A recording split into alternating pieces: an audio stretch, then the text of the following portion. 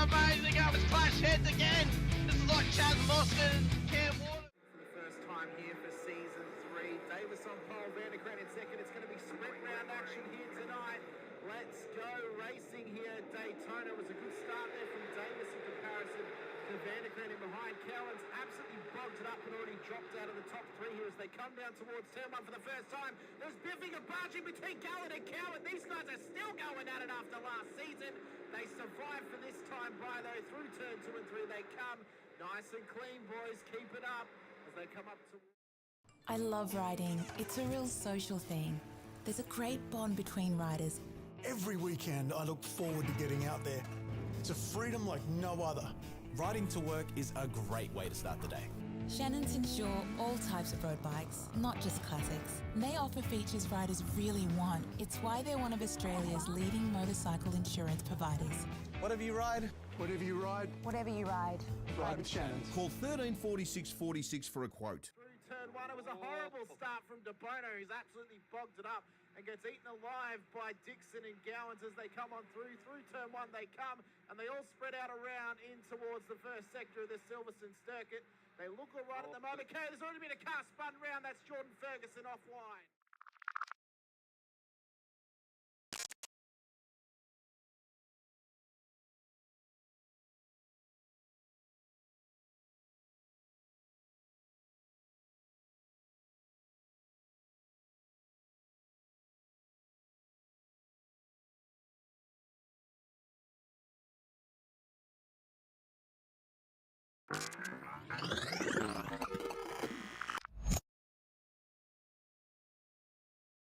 Is green, green, green at Road Atlanta here as well. Faulkner did get away. De Bono is tucked in as well. Unfortunately, Houghton is on that outside line. De Bono does want to tell him to do. He's got the job. De Bono's overtaken. Now can he get Ben Faulkner up through turns for 2 and 3? They go round the right-hander, dropping down the hill. Faulkner's out in front. De Bono second. Houghton third. Ratcliffe in fourth. No real dramas going into turn 1. We've always had a few cars. They're all special. The T-Bird. Oh, that's mine. The Combi for when we want to get away.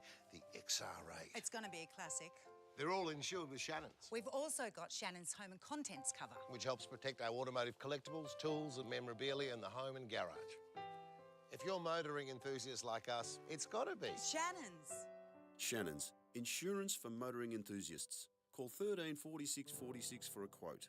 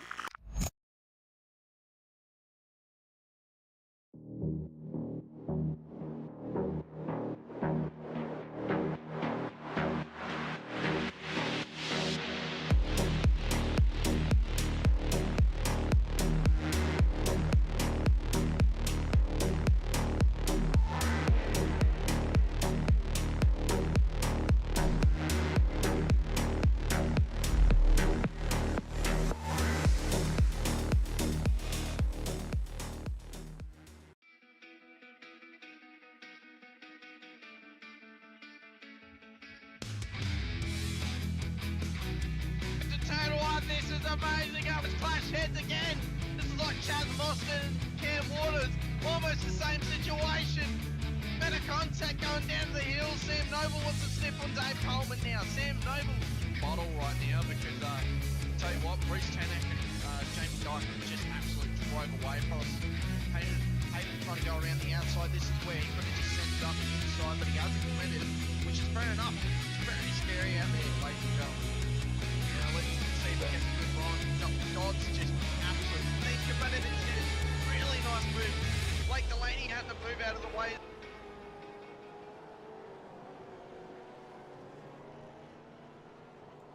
Good evening, good morning, good afternoon, ladies and gentlemen, and welcome back to SRW TV, and welcome in to the One Around Tools V8 Supercars Series for Round 7 at Oran Park Raceway here this evening for the Split 2 and Split 1 action.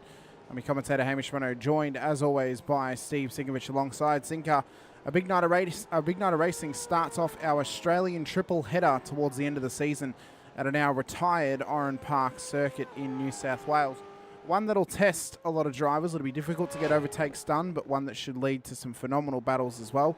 The big talking point coming into this race, Sean Van der Meulen. This is the first time he is representing 9.5 Sim Sports tonight after making the move from Nova Sim Sports. Could it bring new challenges? Could it bring new pace? Surely it's got to bring new setups though with him, which might make him that little bit quicker. Well, the question is, what's going on at Nova? Have they got any drivers left? I'm not sure. Just check your mic as well, so it was just a little bit quiet then, that's all. Just double check that one. At this stage as well. Colin Black in the chat, 4 to go, sitting here watching this and commercials. Good evening, folks. Great to have you in. Colin Moore Anderson joining us once again. Good evening, Hamish and Sinker. Hope you fellas are all right on this warm Tuesday night. It's not too bad here, actually, in the southeast suburbs. It's got a nice bit of breeze happening, Laura, so it's going pretty good. And then Ray as well saying it's 32 degrees in Ballarat, but the coolers are on as well. But Sinker, is the coolers on or the cooler beers are on? Well, maybe the cooler beers. I wonder if Jason's just trying to sneak a hand in the cooler, maybe, just to pull one out for himself. Yes, I switched over my mic, mate. I'm meeting mode just before. I've got Van der Meulen's new livery on, looking pretty specs. On the bottom, the question is, what's going on with Nova? I don't think we've got any Nova drivers left. We've got Stacey Boyd on the Sundays. Stacey Boyd, there you go, yeah. Split 1.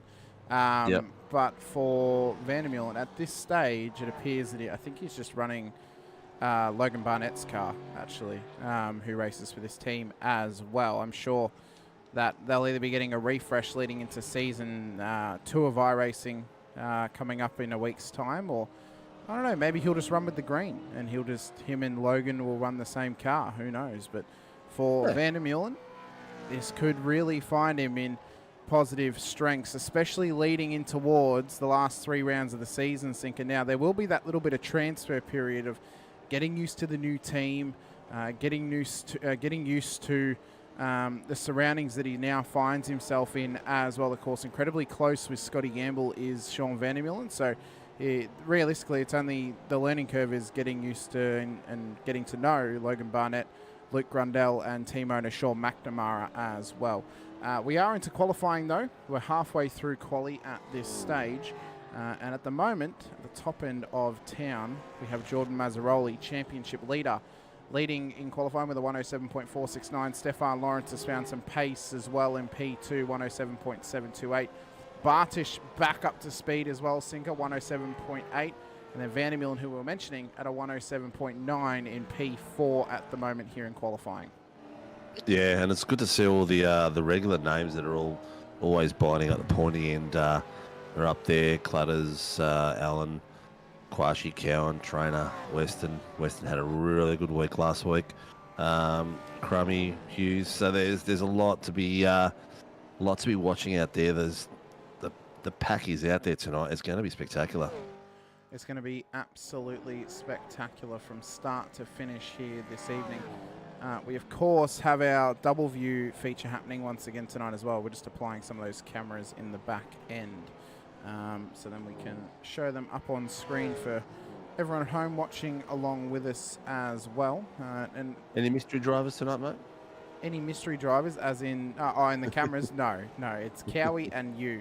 Someone has a blackout camera, but I think it might be Jack Michaelson. I know he had his virtual camera on in Discord, and that might be affecting it. If it's not, then it's just somebody else who doesn't know that their camera's not working.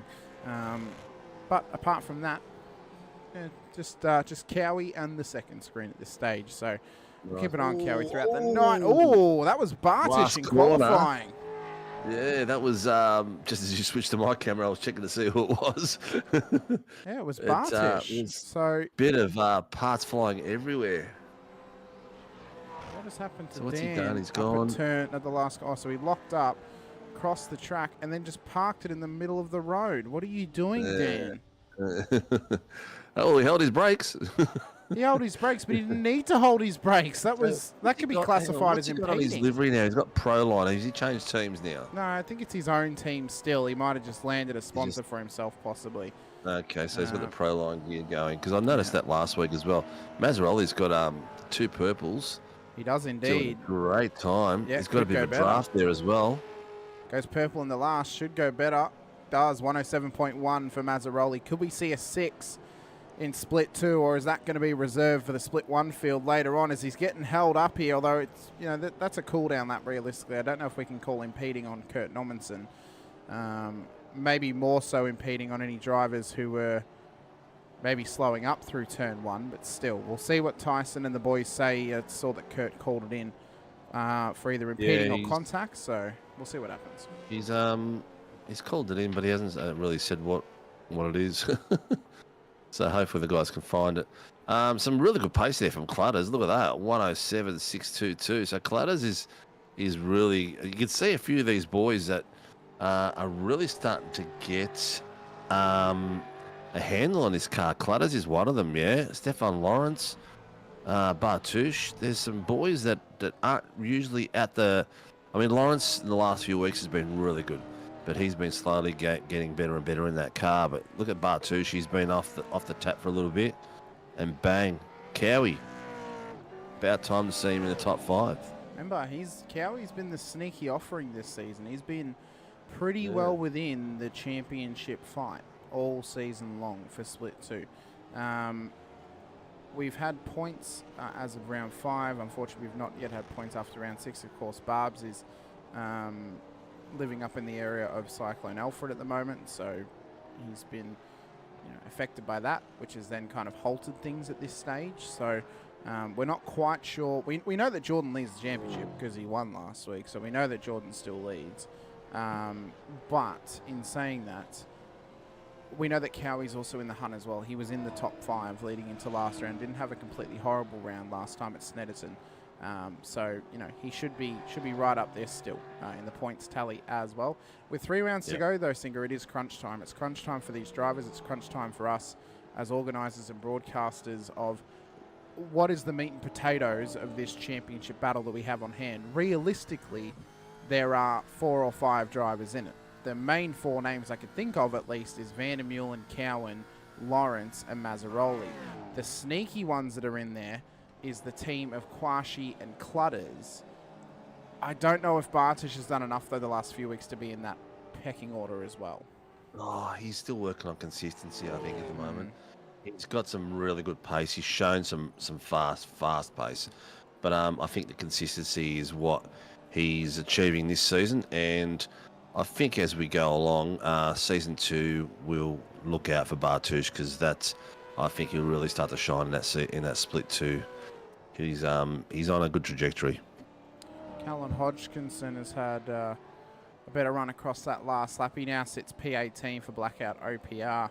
Only one driver yet to set a time in this session. That's Mitch Muller.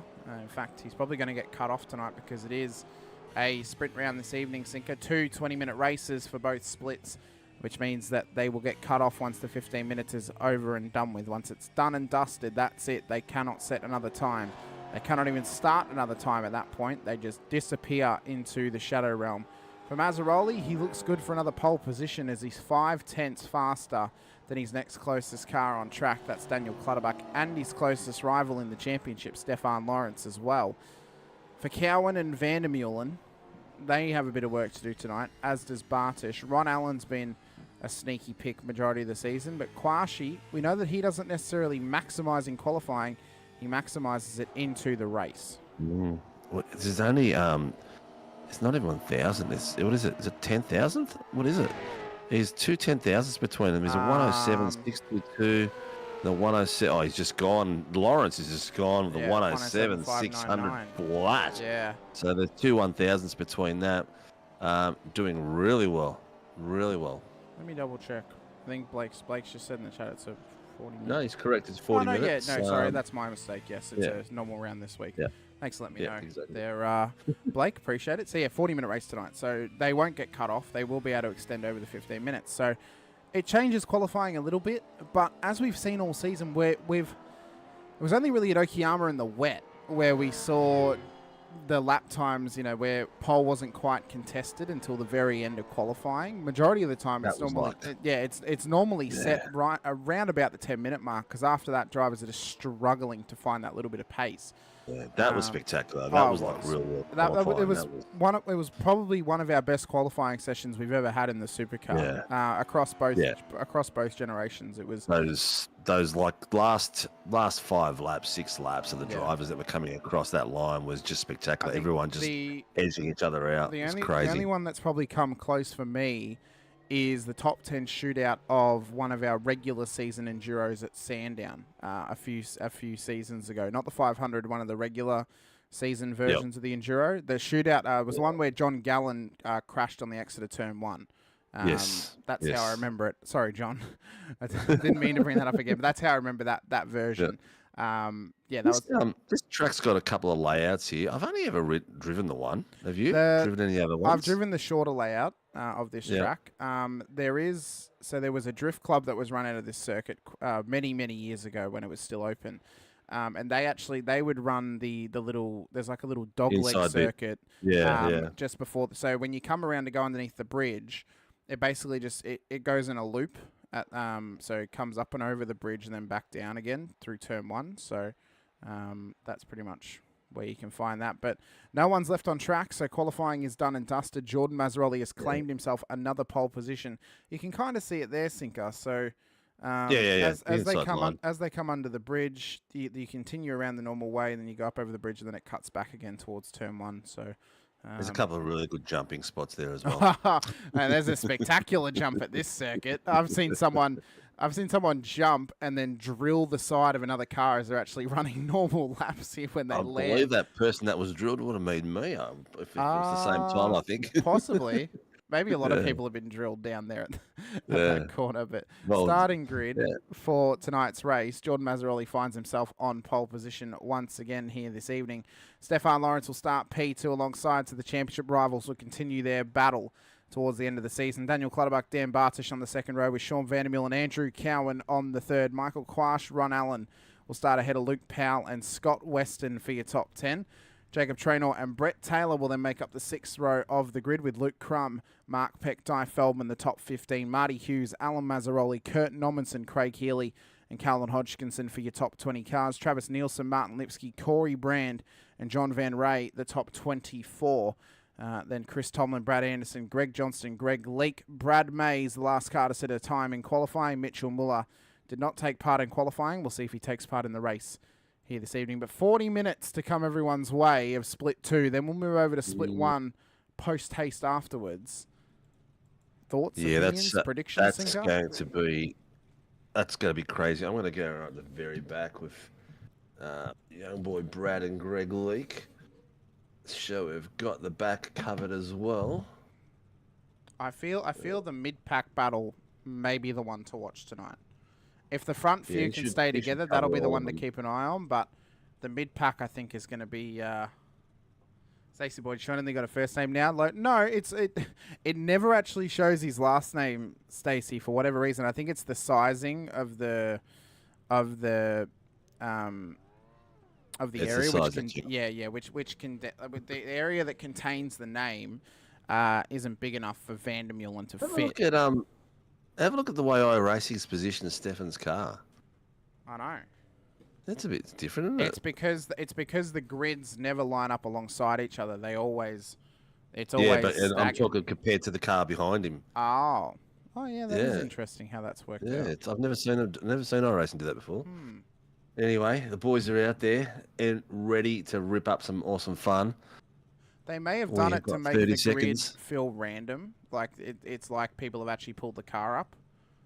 Mate, possibly. Because some of the other cars are not in a straight line further back as well. Yep. Well, they're not actually lined up on the white lines anyway. They're a bit all over the place. But all the way down, the last car is just the last bit of straightness on the track as well. Wow. So it's right on the corner. So they've all got a nice exit. We're going ham. There's 8 seconds to go. Let us know who you're watching, who you want to watch. Shout out to us, and we'll try to share as much as we can. Please like and subscribe. So we wait for the lights to go up at Oran Park. As gridding has been finalised, Muller has missed the start of the race. So lights up, revs rise, 5 lights, and we're underway at Oran Park. It was a great start from the front few. Rocketing forward, though, is Scotty Weston, who got himself onto the podium last week at Snetterton Sinker in a wild race, as Mazzaroli leads them through turn number 1 for the first time. Lawrence and Clutters sneak on in behind. Cowan's going for an early move on Bartish.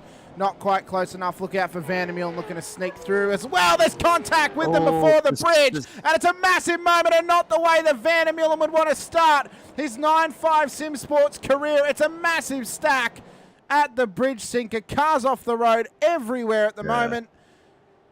And I noticed everyone just slowed right down in the back there. And I'm like, yeah, there's got to be carnage up ahead.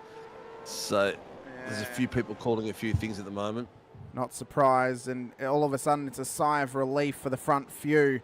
2-3-5 gets a drive-through penalty for a jump start. That is going the way, I believe, of Brad Mays further back in the field, as Mazzaroli is dealing with some blinking issues of his own at the moment. So he'll hope that his internet can remain in check and he can keep himself in a line astern as well at the front of the field. But as we go across the line to end lap 1, it's Mazzaroli to Lawrence and Clutterbuck on the podium at the moment. Bartish and Quash for your top 5. Allen, Peck, Taylor, Crum, Powell, the top 10.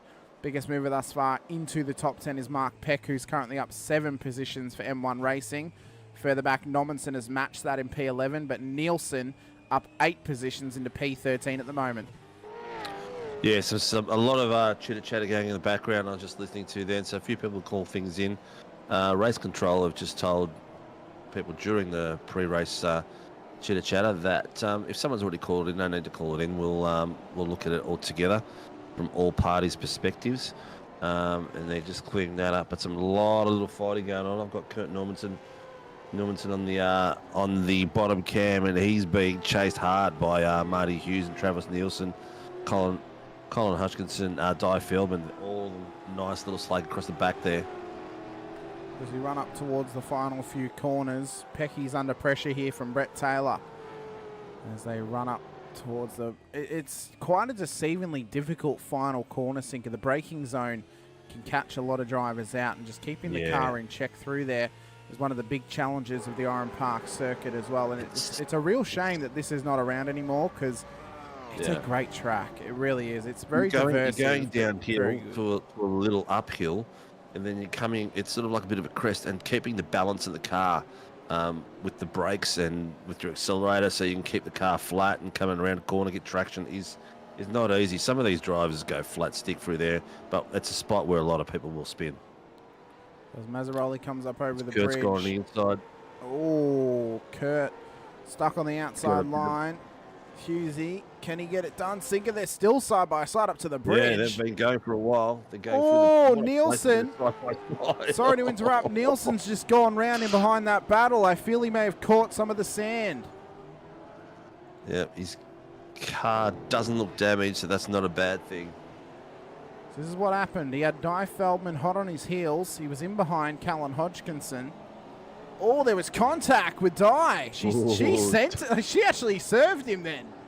Di gave him a tickle. I'm gonna repeat what I said on Sunday. Get him a napkin. He's been served. Stacey Boyd, I get a neck cramp bleeding in the seat around here. Oh, there's even worse damage on Nielsen's car. How's that gotten worse? That looks terrible, that car. So that's the spin. It looked like a little bit of net code maybe. But how's he lost that front end? What's ripped the front end off? Let's have a look. So rejoins the circuit in amongst the pack. Has he hit something else? Oh, he did. He did. He lost it at the top of the. Oh, dirty tyres. Dirty tyres and a bit too much gas. Yeah. There is a drive-through penalty. 4-5-1. Sean Van der Meulen got pink for that one. He's got himself a drive-through for that incident. Can't say I'm too surprised as Nielsen is struggling to get this thing back to pits. I tell you what, though, Nielsen could... It's 35 minutes. He could get all the way home from this pit stop. Depends on the per lap burn. Yeah. Because it's not a big track. It's not a big track at all. And he's not one of the fastest guys out there. So his burn level will be a little bit lower than some of the others. But could be a good position. Could be a really good position. Maybe it might play out. But the problem is this track, it eats tyres for breakfast, lunch and dinner, Sinker. So to go, 35 minutes on one set of tyres, that's going to be hard enough as it is. Plus he has to try and fight his way back. Callum Hodgson's going to get Normanson down the bottom. Callum's just past Kurt. But Normanson's was fighting back from it. He did not give it up. He's still on the back of him. And great little battle coming through there. Kurt's just going to be careful he doesn't give him a bit too much love. Here we can see at the top of the bridge, a lot of these battles are relatively close. Three of the M1 racing cars are in a row there as we come up and down towards the roller coaster section of this circuit. There's the battle between Hodgkinson and Normanson, with Feldman in behind as well. And this has been it's going to be a tough racing. This is a tough racetrack to get around. As I mentioned, it's very diversive. Either people somewhat enjoy it or they hate it. And some drivers will be in one party and obviously others will be in the other. But I think it's, down the back such an important track. Oh, no, that was terrible. I've just switched the screen. Greg Johnson was involved in that to Andrew Cowan because those boys were all back. There was like a column of 5 of them, and it just it disappeared. Oh, what has Lipsky done? So he's in between Leakey and Jono. Then he's just served Johnston. He's completely missed his brake marker. Right, I don't even know if we can claim he missed his brake marker. It looks like he's just served him. We'll see what race control say. They'll look at it from every angle, of course. He's actually readdressed it too, which is really good. But we'll see what no one's called it in yet, so we'll see what happens there. But it's given Cowie the option to get away. He had the pressure on him like full on. There was a good 4 or 5 cars chasing each other through there. But Cowie's got a bit of nose damage as well, so he must have got that in the first incident. Doesn't look too bad. But that takes us to the front of the field where Jordan Mazzaroli and Stefan Lawrence and Daniel Clutterbuck are sitting there very calmly. You've got the 1, 2 and 3 at the moment. Dan Bartouche is a second and a half off those guys. So they're really just going through at normal pace. There's no stress out there at all for them. Jordan's last lap was a 108.142. Stefan Lawrence 108.481. So we're talking a 3-point-something tenths. Not a hell of a lot of difference. And then Clutters is only 2 tenths off the back of Lawrence on pace. So Mazzaroli started to build out a 2.8 second lead now over Stefan Lawrence at this stage. And we can see the right sim racing car, and it's, well, without safety car Singer, and this track it's kind of 50-50 on if you get safety cars, as Brad Anderson has had a half spin. Oh, has he had contact with his own teammate? Please don't tell me these guys have come together, at least for your sake, Sinker. Oh, look, if they're having fun out there, that's the main thing, but I don't think they have. No, they haven't. He's just gone on his own, and then Trabs have to take evasive action. Oh, no, they did hit each other because Brad pulled out in front of him. That's all right. At least they work together now to catch up the field. They've got Greggy Leak in front of them 4 seconds, so we'll see how they go. On board now with John Van Ray in behind Corey Brand at the moment. They just had a Craig Healy. This battle looks to heat up a little bit. They've also got Marty Hughes, Andrew Cowan, Greg Lee. Is Leakey in this? No, he's not. He's too far back. So Cowie. No, Leakey's down in 22nd at the moment, up 6 places. Chris Tomlin, Weston, who's a lap down. Chris Tomlin's up 9 places. Done an exceptional job so far. Doing a great job, and it's good to see Crummy out there as well. I don't think we've actually seen Crummy this season in the supercar. I know he's been in the 8.6s, but good to see him out there. Of course, the Bathurst native. Oh, look at that pack they've just caught. That bottom screen is going hell for leather. That is, they've caught the lapped cars. That's what they've done. They've caught Scotty Weston and Brad Mays now.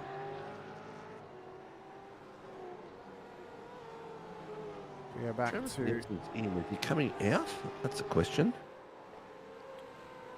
Yep, here he is. Yeah, he's I think just coming rejoined. out now. Yep. So this battle here, Jacob Traynor on the back of Kurt Nommensen and Callan Hodgkinson.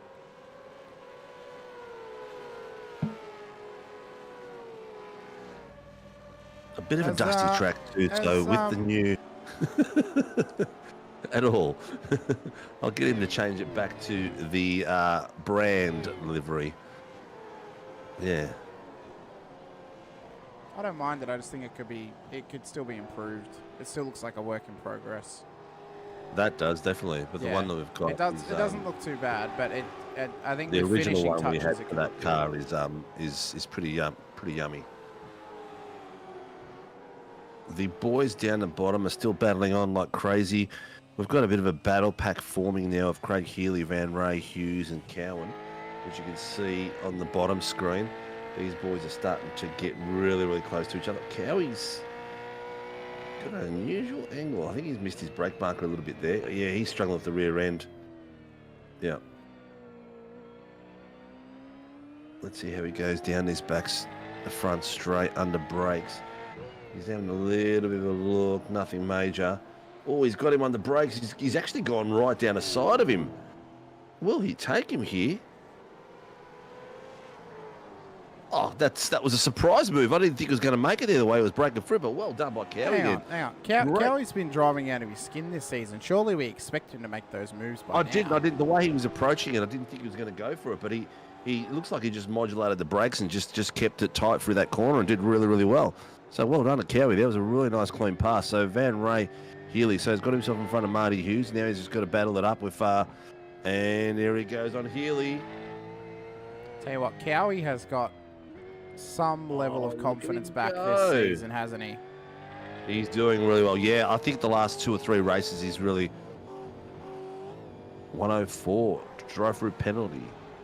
Failure to hold brakes causing contact. That's going the way of Brad Anderson when he made contact with Travis with Nielsen. his teammate. Yep. Yeah. Oh well. Well, you're right. The front of Cowie's car is a bit scuffed up. He's been getting in the wars. That might have been from the early contact on lap 1. I think that was the lap 1 first few quarters. Yeah, the contact through there, but he's done really well. He's I think I'm not sure if his motion sim is working. Looks like it is working today. No, doesn't look like it's working. No. But I think he's the last 2 or 3 rounds he's got back to the pace we know Cowie for. He's definitely got some ripper pace, has Cowie, and he's found it back once again, which is incredible to see from Cowie. Yeah. What are we predicting for pits? Around the 30-minute mark? No, to be around about maybe 20, 25. You reckon? We've got what? Yeah. We've got a 1.9 burn.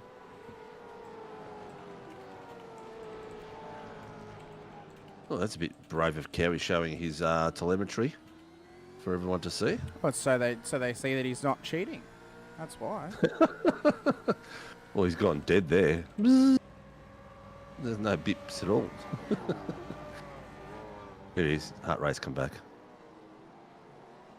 Oh, look at the pressure he's put on. That rear end was slipping from Van Ray. It's given Cowie the opportunity to tuck in nicely. He's done very well. Is he going to make it all the way through? He has. He is on fire, Cowie. That is some great driving coming from him. He's driving very well. Very well as Cowie. Really good moves. So the moves that we've been seeing tonight have been Cowie's moves. But he's down 11 places, so the incident cost him a fair few. I think he started in about, what, 5th or 6th? He's in comeback mode at the moment. Realistically, tonight he needs to get back up into the top 5 to try and keep his championship fight open. Car 30's just called something in. Lukey Crum. Well, Corey Brand just had an off track, but Crum's... Turn 2 from Mr. Crum. Might be this one here with Ron Allen. Let's have a look. So, Allen came through in towards turn 2, ran off track. He got distracted by the car accident in the pits. Oh, it might have been the rejoin. Yeah, it was. That's why he's called it in, because he's rejoined and then he's parked straight in the middle of the road. So if we look at this again from a better angle.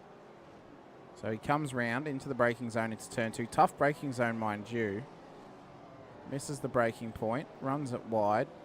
Gasses it up. Middle of the track. Nearly hits his own teammate. Gets going again. Crummy doesn't realise and then has to take evasive action. So that may be an unsafe rejoin for Ron Allen. We'll see what race control say. Yeah. If there's anything in that, they'll determine. They'll cross-check every little thing with the rulebook and make sure that it is nice and tight. But Brett Taylor is hot on the heels of Mark Peck at the moment. They've got the lap traffic of Brad Anderson just up the road from him. Corey Brand rolling through pit lane once again. It's been a tough night for him at this stage, unfortunately. Pecky's trying to get the job done on the lap traffic of Anderson here up the inside. Oh, a bit of door banging there. That's not going to look good on Brad if he calls that in. And now Taylor's not going to be happy as well, because his line has just been absolutely cut off by Anderson, who has got blue flags and will need to let Brett through. So I'm sure the old Tasmanian's having a bit of a swear at the moment that Brad hasn't done so just yet. Yeah, he's going to probably wait till this bit here. There he goes. Clutters is calling something in as well. Not sure what. He's pitting in. Okay. That's why. Yeah, there he is. Oh, I thought you were going to pull over then, Brad. This is a whole lap that he's, hasn't let him go. Now, of course, he doesn't have to pull over and slow himself down, but he needs to give the option, which he's just done now. Yeah, you know what? Wouldn't say a whole lap, but... maybe 3/4. But look at the time that Brett's lost, though, to Pecky. He doesn't want to lose pace. I don't know if there's too much in that, to be honest. He has held him up, but you know what? He's at a full pace as well. Yeah. I think I've learnt from last week that 132 and okay, so these are between Crummy and Ron Allen. No further action. Okay. Yep. So yeah, I suppose because they didn't make contact, they determined that Crum had plenty of time to take evasive action. The more dangerous one would have been for his teammate and Brett Taylor when they came through, but yeah, more accurately, 100%. Yeah, neither of them called it in, 100%. So it doesn't really matter. Mazzaroli set a nice lap time of 107.729. That's the fastest lap so far tonight. He's cruising at a 4.8 second gap over Stefan Lawrence, who has a further 7 seconds back to Dan Bartish in P3. Yep, Kwashi's gone in, so for early pits, Kwashi's gone in. He's triggered an early pit cycle. Let's see what happens. Oh, he spun it into pit lane! Oh, no. What? How in the hell has Michael Quash done that? What's he done? Well, we're going to have to replay this about 3 times just to rub it in. But so how's he done this? He's come in. He's gassed it up. How have you... Hang on, he should have the pit limiter on. How's he gassed that up? Don't know. That is one of the weirdest things I've ever seen here. He'll get speeding in the pits if he's gassed it up like that. No, it's only if he gets over the thing, but it might be unsafe. Is there a penalty for unsafe pit entry? I don't know. Entry, yes, but that's not it. He's in the pits there already. Yeah. So I'm lucky he's in there to get some repairs done, because that car's looking a bit second-hand at the front left. Oh, dearie me. For Michael Quash. Right, I'm going to switch my camera down to Van Ray so we can have a look how those boys are going at the moment, because there's a nice little couple of cars there having a bit of a race on. That is one of the weirdest things I've ever seen. That is very, very weird for Michael Quash, I must say. Stefan Lawrence, though, P2 on the road still, 4.8 seconds back off of Mazzaroli with a 7.6 second gap back to Dan Bartish. Mark Peck is in a further 16.9 seconds back at this stage. So this is kind of the trend of Oran Park, Sinker. This is now where the challenge comes into this track, is how easy cars can spread when there's that little bit of pace discrepancy between them. But the X factor is, you got an IRacing black flag, pit lane speeding. So yeah, you got a pit lane speeding penalty, did Michael Quash. Yeah. Yeah, that sucks because he was doing so well. The X factor is those sorts of mistakes, the pit entry penalties, making mistakes at some of the more slippery parts of the circuit and just trying to keep it on the black stuff across this, what is now a housing estate, what was a giant field, pretty much, of just grass. Mazzaroli's in. So is Bartish. Oh, followed him straight in. Lawrence has stayed out. Let's see what Lawrence can do with that pace out there. He needs to put the foot down like crazy at the moment. Is he going to gain 4 seconds? I don't know. He'd have to do a He might not be able to get belter. in 4 seconds, but at least put himself in a position where he can battle with him for the rest of the race. Callum Hodgkinson up 12 places, Chris, or up 13 places because Ron Allen and Mark Becker just pulled into the pits. Yep. So we are triggering pit cycles at 20-minute mark. Which makes sense about halfway through the race. So this would be the normal procedure for a 40-minute affair. So Lawrence, who leads down the bottom way. there. Oh, is Clutterbuck having a bit of a look? Is he going to? Oh, Hughesy coming out of nowhere. Oh, look at that. Jesus, that's a tight little battle on the bottom screen there. The boys are really tight across. There's Martin Hughes, Clutterbuck, Healy, Van Ray going for it like crazy. That first corner pass or attempted pass was really good. There's a few pit. Guys are going to be wary in this first corner now. There's guys coming out of the pits as well. Have a look at that. Who's that? We've got Stephen Lawrence there going past Brett Taylor. He is trying to get as much pace up ahead. Mazzaroli has come out behind Cowan. Oh, So Alan Mazzaroli's been given a drive-through penalty, Sinker. Oh. For Something in lap contact 16. on I'm not lap sure if we 16. saw it. I think it might be this one here with Kurt Nommensen. Possibly. No, it's not that one. Is it this one with Kurt Nommensen? I think it might be. So Alan's right in behind him with Di Feldman as well. Well. Oh. He clipped him as he was pulling out on him, but was that car slowing to go in the pits? He was. Was he going into the pits then? Yeah, he or- was, but he's allowed to because he's at the pit entry. So. Yep. That's the tough thing there. Drivers are going so fast along there, and they tuck into that spot, and it's part of the race line as well, which is really tricky. So as drivers transfer through pit lane, Stefan Lawrence continues on at this stage. Where is Jordan Mazzaroli? He's here, P5. Mazzaroli is 41 in seconds a nice is the little- gap. Yeah.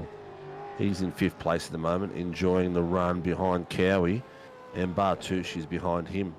So Bartucci is in a great little place too now. He's second in line for the pit, so he's got himself to 2nd place. It depends on how he goes around this track now and how Stephen Lawrence comes up, whether he's going to jump Lawrence or not. I'd say he should. The gap's only 40 seconds. But Have a look at his bottom screen. He's having a look.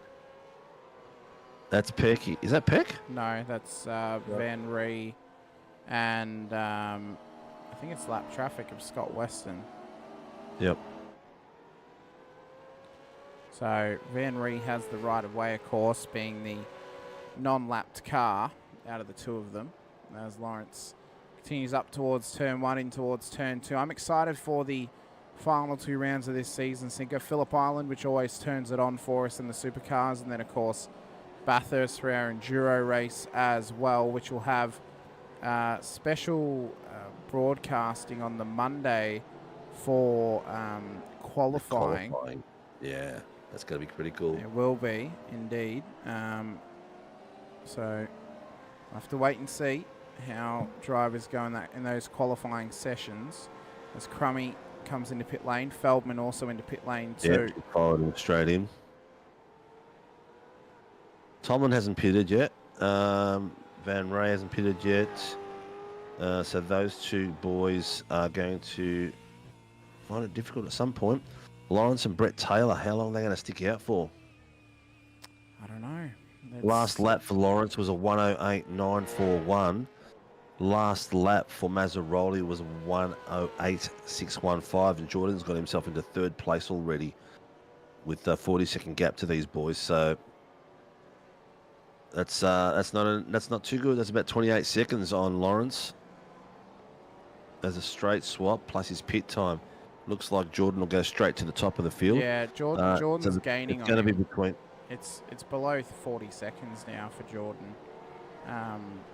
And I think for Cowie, he still needs to pit as well. So yeah, Unless Cowie can somehow miracle fuel save his way to a podium, I don't see him doing it as Taylor's come in once again. Or Taylor comes in the pit lane. Who just disappeared then? It was Mazzaroli. He's having some blinking issues, I do believe. Hughesy's calling something in over the radio.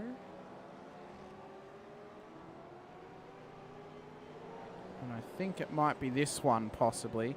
And I think he's actually accidentally either towed to pit lane or he's found the door to the Shadow Realm here, Sinko. He's accidentally towed to pit lane. He's just come across the comms. Oh, that was huge. Thought he was disqualified, but he's not. That there, if funnily enough, if that was actually, if he didn't actually tow then, Sinko, that likely could have been a safety car because of where he was parked on the end of the crash. Yeah. So he's actually hindered Stefan Lawrence there because Lawrence probably could have used the safety car at this point as well. Oh, that was a big slide for Brad Mays. Unfortunate for him in the OMFG Motorsport car, as Lawrence is now in pit lane. Mazzaroli is going to stream past, but Lawrence is on exit. So how close is this going to be? There's Lawrence on exit. And Mazzaroli is right there. So that's how much gain Lawrence had over Mazzaroli. Now remember, cold tyres for Lawrence, but this is the battle for the lead. So did the lap traffic hinder and hold up Jordan Mazzaroli that cost him the 4-second gap that he had at the front of the field over Stefan Lawrence? That's the major factor here. Remembering though, Mazzaroli has got the warmer tyres, but Lawrence has got the fresher tyres to the end. Yep. And Marty Hughes has received his drive-through penalty for towing without permission here this evening. Yep. That was I did pick it by fluke that they were going to be there right on the money. But oh, look at the cold tyres doing to Stefan then. Oh, he's nearly lost it. He's close enough now to get the toe down the main straight. And I don't know if it's going to be enough. I think realistically for Stefan, he had to try and hold him off as he came out of pit lane, but he didn't have anything in it to try and stay ahead of him. I don't know if Stefan can get up to him at this point. Now, the pit stop. Also, pushing the tyre too early is not going to do you much good too. Oh, that's right. We can't check pit lane travel because every time that they run the wide line on the last corner, it thinks they're going into pit lane. It's Sandown all over again. So we have no travel times. We have got pit stop times though, so it was only realistically 1.8 seconds faster in the pit lane over Lawrence. Over Lawrence. The big question is Cowie going to try and make it all the way to the end? Surely. I just want to point out too, Lawrence only took 10 seconds worth or 11 seconds worth of fuel. So he actually had an 11-second gain over Mazzaroli across that stop then. Yep. So that's where he's brought the time back. Yeah, well, he's Mazzaroli was at lap 18. He's that lap 22, so there was 4 laps difference. What has happened to Alan Mazzaroli further back in the field? He's in behind one of the LCR cars. It's Luke Crump in towards turn 2. Oh, big old compression loss for Alan. Lost the rear end. I have nightmares of this track. This was the very, very first track I raced V8 Supercars on when I was back in the FRL days, and I could not keep the damn thing on track, like literally every corner. Can you do that now, Sinko?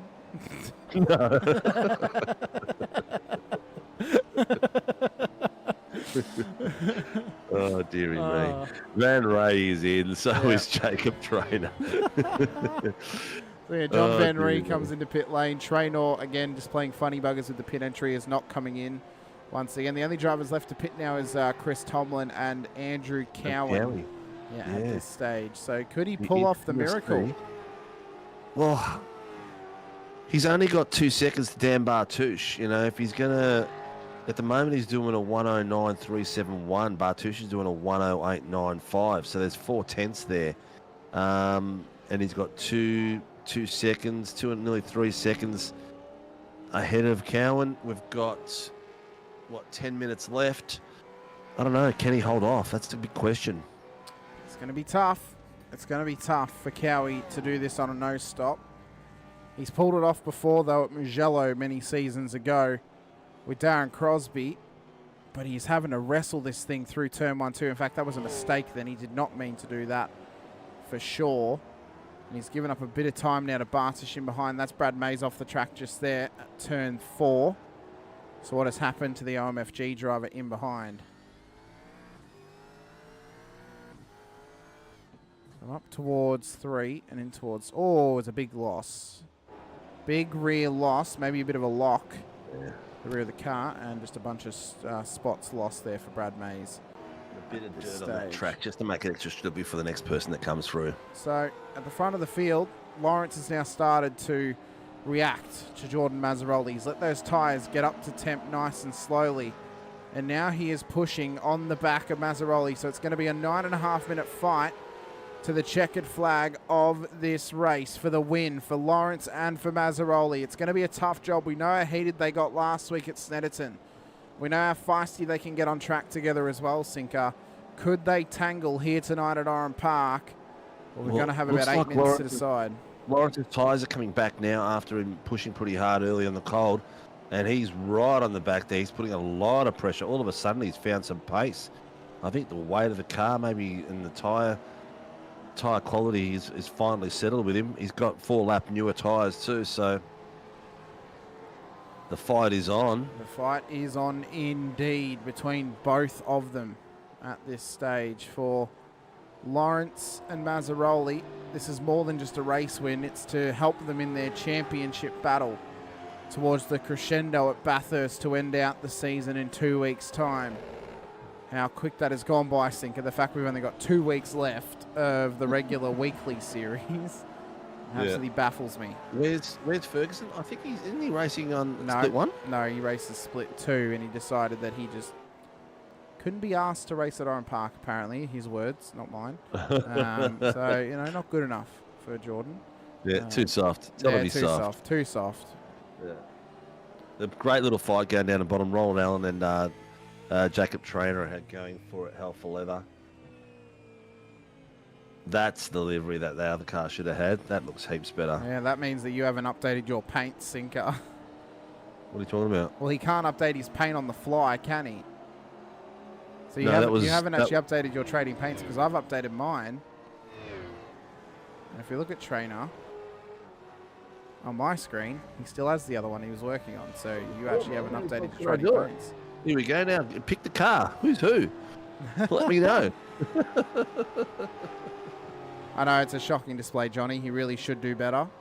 You at least have the excuse of being in Cyclone Alfred land and without power.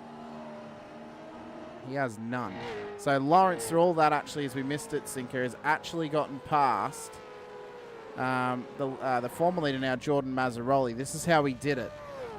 Yep, big change for the lead. Thanks for letting us know, Bubs. This is where it happened. Down at turn 3. Inside line for Lawrence. Had the fresher tyres, Sinker. Job done. That was really, really well done there for Lawrence. And now he looks to push on towards the end of this race. But we'll see if Mazzaroli can come back at him. But at the moment, it's not looking like he can. He's dropped some time, Sinker. It's now out to 1.2 seconds.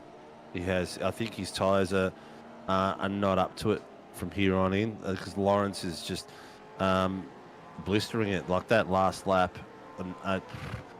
He was down 2 seconds on that last lap nearly. So I don't know what was going on there. Is he struggling with the tyres, or the balance gone on him? The tyres are 4 laps older than Lawrence's, so that should not necessarily be a major factor just yet. No, I don't think so either. But he's done a 1:10 last lap. Like he hasn't managed to have the pace in that car, so it's almost like he's lost that pace. He might have come out too hard. I don't know. But Lawrence's tyres came back to him. You saw when he first came out, they were a little bit on the cold side. Once he got him up to pace. One thing I've noticed actually, Sinker, Mazzaroli, I think, has actually taken a 7-second too long pit stop. So I think he actually has too much fuel in the car, because Lawrence only took 10 seconds, which is roughly the average pit stop time down the order. So could have overfilled. Lawrence, with the lighter car, this is now where it's paying dividends. He's got the lighter car. He's got the correct fuel load on board. This could cost Mazzaroli fresher tyres too, but it's the light fuel that is the big factor in these cars. That's where you find the pace, is with that light fuel. yes, fresh tyres play a factor, but they're only 4 laps fresher. So he's flying at the moment. He's just he's rocketing. A 108.2. Mazzaroli's popped back up to the 108s now, 5.6. So it's only 0.2 of difference. The other battles that we've got is Trainer and Allen, and we've got Lukey Crum and Cowie. Cowie's finally pitted while we're watching all that. Has he left it too late? That's a big question. Well, he's inside the top 10, which has worked out well for him. Yeah, So well, he's he's in still the 4 10. places down from where he started from the incident he had at the beginning. I think to come back to the top 10, Sinker, that's a hell of an effort at Oran Park. And if he can get up to P9 past Crum in the next 5 minutes, that'll work out well in his favour too. In fact, he's just done the move down at turn 4. Look, So I get all that. Yeah, it's a good comeback, but you know, is he forcing the long run? Is it hindering him? Well, I think it is, because his pace during that long run was not spectacular. He was doing 109s, 109s, 109s. So yeah, but the whole field at the moment are doing 110s and 111s. So if he was doing 109s, that was before, paying off. Yeah, look, I don't know. I don't agree. I reckon he should have come in earlier in his pace. If he was doing he's doing one. That's Calvin Hodgkinson. Sorry to interrupt, on the side of the road. Off track. Facing the wrong way? No. How was Cal ended up down in the weeds at the bottom of the hill? Oh, big old snap oversteer. Oh. And in she went. And he smartly just backed it off the road to get it out of other drivers' ways. So that's that's the one scenario, at least a good example of the scenario where holding your brakes isn't always the answer. That was the smarter decision then by Cal. Well, when you're off the track and you're not going toward the track, yes, definitely roll away from it. I always try to do that. Being a professional spinner that I am. So what I'm saying if that's the direction you're going to. If that's the direction you're going, it's better to do that than to hold brakes and stop what would have been right on the racing line. Yeah. So what I was trying to say, basically, he's doing 109s. Everyone's doing 109s now. But before, when everyone was doing 108s, he was doing 109s because he was fuel saving. So I think that's hindered him a bit more. I think if he went in the pits a bit earlier, he would probably be there around Trainer and Allen. I don't even know if he was actually fuel saving, because his fuel stop time was the same as Crummy's and the same as Healy's. So I don't even know if he was actually fuel saving. I think he was more or less just wanting fresher tyres at the end and just wanting to push the stint as long as possible. He had clean air. I mean, I don't think he had much traffic in front of him at the time. So, well, hopefully the fresher tyres now. He's pitted a lap 28, so he's got the guys in front of him. He's got 9 laps newer tyres. So let's see what happens. Hopefully he's got the pace that he can catch up to those guys and hopefully get up to the 5th place, somewhere around there. Well, that's where I think he belongs. He belongs somewhere in the top 5. He definitely does, as Stefan Lawrence is just trying to traverse the lap traffic further back. Andrew Cowan is now hot on the heels of Mark Peck, and with the fresher tyres on this car, he looks to get it done up the inside at the top of the hill. Gets the job done. P8 on the road now for Andrew Cowan, and he now has 5.3 seconds to try and chase down Jacob Traynor further up the road from him. Maybe a little bit out of reach with only 2 minutes to go, but P8 doesn't look so bad when he was spacing the wrong way at the end of lap 1. So after 38 minutes, to get back up to P8, I think that's a hell of an effort. Only 2 spots down from where he started. He could have easily ended up 2 spots down from where he started just through natural race progression, Sinker, even without running long. So I think for Cowie, that's a pretty good win at this point. Yeah, look, it's all right. I just think he could have done better if he went in a bit earlier. But that's just my opinion. It doesn't really matter. Jordan Mazzaroli is. Oh, hang on, he's going in. No, he's not. He's just disappeared. Yeah. All right, that bloody line. That line. He's 2.3 seconds, so his pace is hurting him at the moment. Who was that? Was that Luke Powell off the road? It was Luke Powell. Yeah, I think he was more trying to get out of the way at this point. Oh, that wasn't good for Luke. And unfortunately for Jordan, he's still getting held up at this stage. He doesn't quite have the pace to match Lawrence at the front of the field. And Stefan looks to make a charge for the championship at this season's end. 3 races to go, and he said, "Yippee! I'm coming." Exactly. 1 lap to go when Stefan crosses the line, as he will cross before the commencement of the 40th minute. Here this evening across 34 laps, we'll get 35 out of the 40. I think we'll probably get 35 again, Sinker, for for split one, because I don't know if they're going to go a minute faster at the fastest pace across 40 minutes. So for Lawrence, it's final lap, and for him, it's one more traverse around the Oran Park circuit till he gets a race win here this evening and continues to apply the championship pressure to Jordan Mazzaroli at the top end of town, who arguably he's dominated all season as Jordan. But it's good to see Stefan's found some pace, and he's now starting to put the pressure on Jordan at the front end of town. Well, this is it. This has been the last 2 races have been very close to it, apart from some incidents that the boys got involved in. But that's some great driving from him. Good tactics as well. So it is final lap. And for Stefan Lawrence, it's going to be a solid chunk of points in the championship standings. Now, he's only gaining 4 points over Jordan Mazzaroli here this evening, but it could be 4 crucial points leading into the final 2 rounds at Phillip Island and Bathurst. We know that both of those circuits can claim some victim sinker. Jordan Mazzaroli may not be one that could survive those 2 races. But for Stefan Lawrence, it's a win in the books at Oran Park for Riot Sim Racing as he gains crucial points over the championship leader, Jordan Mazzaroli, who comes home P2. Dan Bartish will then come home at an impressive P3, 12.5 seconds back off the top 2. Daniel Clutterbuck will get the TMX car inside of the top 4. Brett Taylor is back inside the top 5 with 2 rounds to go. Ron Allen, Jacob Traynor, Mark Peck, Luke Crum, and then Andrew Cowan looks to make up the top 10. So Cowie's actually lost another 2 spots across the end of this race, Sinker, but still inside the 10. And on the 10th position. Unfortunate for him. But you know what? Great racing. So strategies involved as well.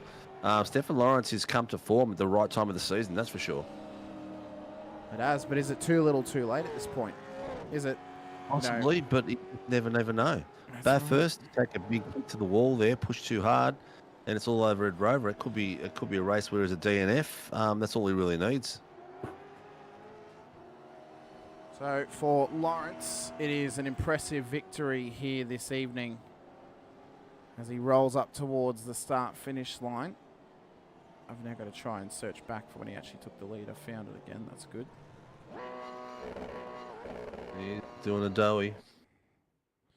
So for Stefan Lawrence, it is a positive night in the books. Positive night for the title race and a positive night for points gained for him as well. We're going to take this time to await Stefan to join us in the green room so we can drag him in for a quick chat prior to... There we go. There he is right there. Mr. Lawrence, congratulations. A solid 4 points gained over championship rival Jordan Mazzaroli. Where did the pace come at the end of that race? Because all of a sudden when you came into pit lane, you were hot on his heels, and then you just had so much pace over him at the end. How did that all work out for you, and how does it feel to get the win at Oran Park? To answer your first question, no idea. I was struggling very hard in practice. Quali, I couldn't keep this thing on the road, and then I think the first stint I was just trying to get the flow of the just the flow. Obviously with the cyclone and storms and all that stuff like that, I haven't really had much time to be on the sim. But it was good. It was when I pulled out and realised I was near Mazzaroli, I was like, yeah, I'll give it a go. And I don't know, he must have like unticked tyres or something, because it's weird how he had so much pace and then just, but no, it was good. I was glad that I was struggling a lot. Usually first half of the race, I was like, I'm happy with second at times. But before Sinker talks your ear off, I'm just going to quickly change over to the countdown screen. No, it's because Discord was muted at that stage, so I've just changed over to the countdown clock. So now you guys can have a chat while I change server. Mate, you came out of the pits and all you could just see. All I could see was your tyres were coming back, and then the pace just evolved. Hamish thinks that Jordan overfilled possibly, or didn't take tyres. I'm not sure. We'll find out probably in the chat later on. But his pace disappeared. You literally just started destroying him across there, and then he got into lap traffic as well, and that was hindering him as well. But yeah, it looked like the cars just for you was just coming to you more and more every lap after the pit stop. Yeah, I thought I stayed out because I didn't want to pit early and then get with, not being mean, the back markers. I didn't want any lap traffic. So when I had kind of a bit of a, like 1 or 2 cars in front, I've just gone, nah, I'll stay out, and then just kept an eye on the time really. And I was like, yep, 15 minutes, seems pretty good. I played around with all my fuel and stuff, and then I perfect pit entry, perfect pit exit. The pit stop was mint. So thanks to the boys that did the tires and fuel. No, it was good. Especially when I came out and realized how close I was. You were side by side at one point. Yeah. I was trying to give it to him, and then realized that my tires were a little cold, and I was like, oh, back off and get the tires a bit warm before. And then realized that I was catching. So I think it has something to do with I think this is the first hot race we've had this season. So I think it comes to factor when you've done it a couple of times, hot races and stuff. But no, it was good. It was definitely good. I thought I had no chance. Well, you've got two rounds to go. You'd probably want a DNF from Jordan at some point. Bathurst, we know that anything can happen at Bathurst. Definitely. Because you just lapse of concentration for a couple of seconds and it's all over Red Rover. But you're peaking at the right time of the season, that's for sure. So the title's still there. It hasn't gone yet. Are you buckling down for it? Is it you gonna do a bit of extra practice? What's the plan? Yeah. End of the day, I need to pull my finger out and actually start putting some time into it, because it's hard when you got 2 jobs and work all the time. So It is tough, mate. Yeah, Real so life sucks, doesn't it? it does. It really does. But no, I need to pull my finger out and start actually putting some time. Obviously, this week was a bit hard because of obviously the cyclone and stuff like that. How'd you do up there, mate? Did you get flooded out or anything? No, we were good. My house is pretty good. It's a 2-story, and then the driveway slopes. All the water just slopes down the driveway. So it was nice. So you had a slip and slide. Yeah, basically, yeah. Only thing that got really bad was probably the bar area downstairs. But look, other than that, no, it was pretty good. Just the internet was being a bit of a pain, obviously, with all the weather. So just watch movies and stuff with the missus. I didn't know if you wanted me last week either, because I won a race in Stratton. I just wanted to say a big shout out to my fiance. It was her birthday that day. I tried to win a race for her. And then obviously I didn't have time to talk because we went out for dinner straight after the race. Nice work. So no, well, at least, you did well, and you also got her out for dinner. That's a plus in my books. Easy, mate. Sushi train's not hard. Well, mate, who supports the right team, mate, and gets you on track, including your lovely partner? My lovely partner, yeah. No, she definitely bullies me. She tells me I smell and don't crash, which I didn't do, which was very good. No, I just want to say a big thanks to Jason Cassar Floor Polishing. Just want to say Sim Racing and Foses, good old Dean Reddit and Packets, with their lovely podcast. V8 Race Day at Perth, Print Racer Simon with all those 3D printed needs. VR Race, and I have no idea how to say this. Grandad Automotive, that's what I'm going to say. I went to I'm illiterate. But no, I just want to say a big thank you to those guys, obviously, and, the team as well for, bullying me to make me go faster. Nice work, mate. Well, good luck for the rest of the season. Glad to have you up here for a bit of a chin wag. Back gives me reminiscences of the old days. Keep it real. Keep having the fun, mate, and see you on track next week. And good luck. Thank you. Good talking to you once again. All right, cheers, mate. What was that, Hamish? Oh, okay. Oh, I will drag you. He's dragged himself out. Here we go. The boys are out there on track already. So we've got the practice. Practice. We got about 30 seconds left to practice. Practice. Yeah, I'm just listening to the boys having a bit of a laugh in there. Shame to be bumped out of a top 10 chance. Good race all around though. Yes, mate. It was a great race all round. We got to find out what the hell was going through Kwashi's mind. He gave away a podium there. which was tough. I don't really know how that came to be for him. Yeah. Just going to quickly just go grab a drink, Sinker, as we head into qualifying. So I'll be back in 2 seconds. Go for it, my friend. Go for it. We've got on the screen right now, we did have Jeremy Bush, but he's taken back in there because quality is about to start. So we're going to see all the boys. Here's Jason Lawrence.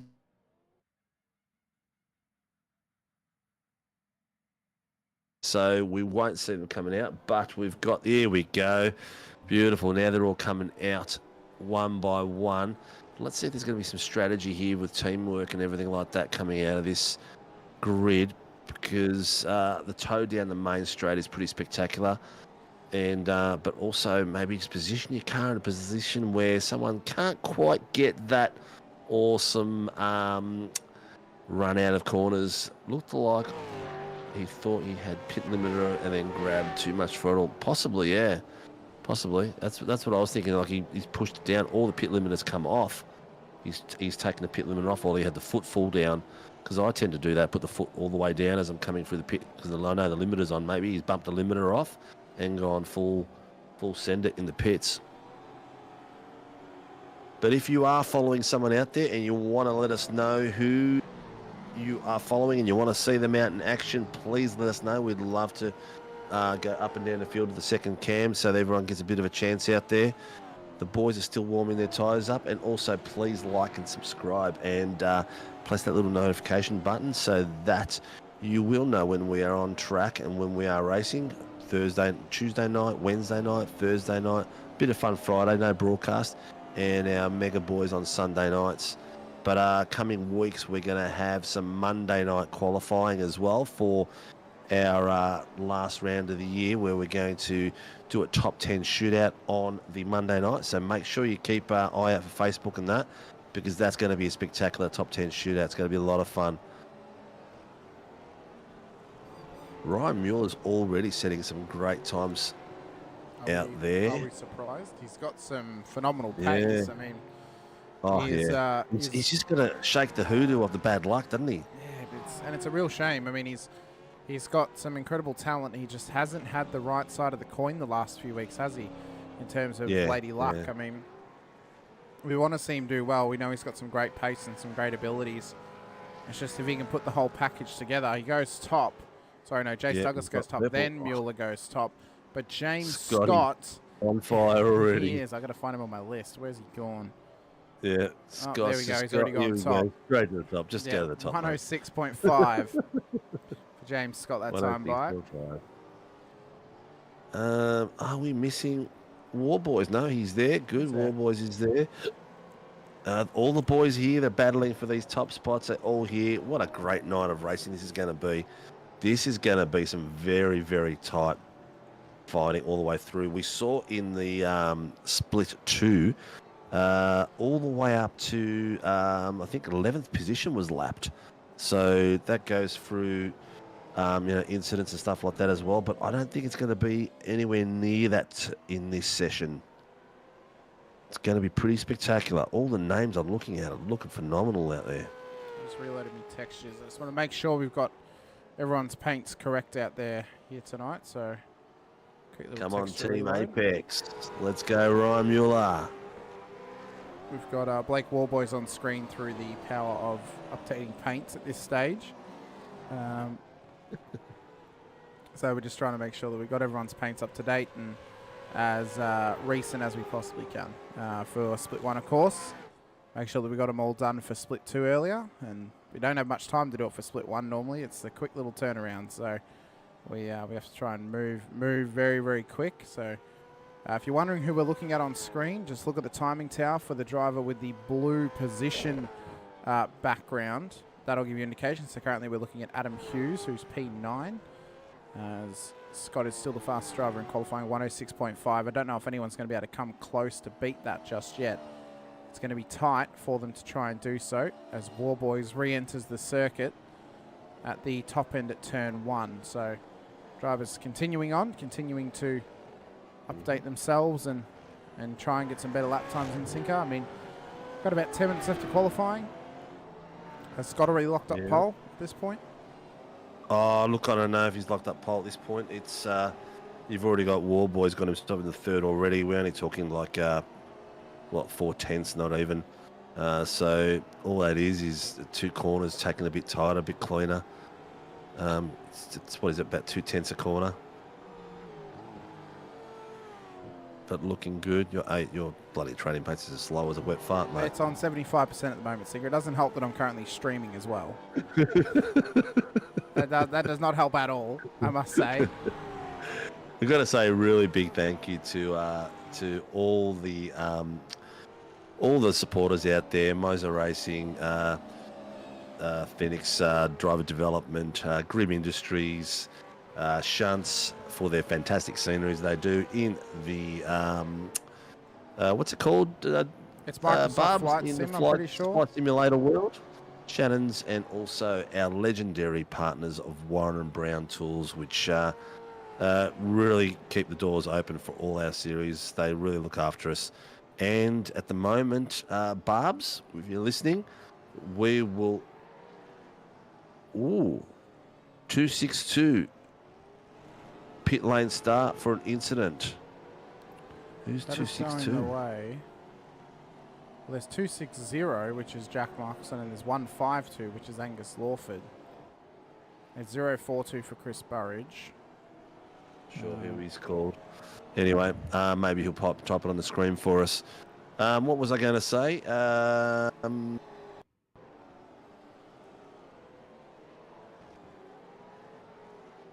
Okay, so Burridge had a moment.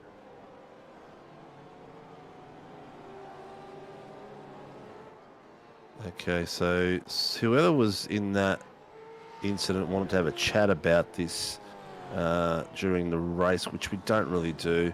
Tyson's just pretty much said, no, we cannot do that because we are now in qualifying mode and we've got our RC out there to watch everyone else on track as well.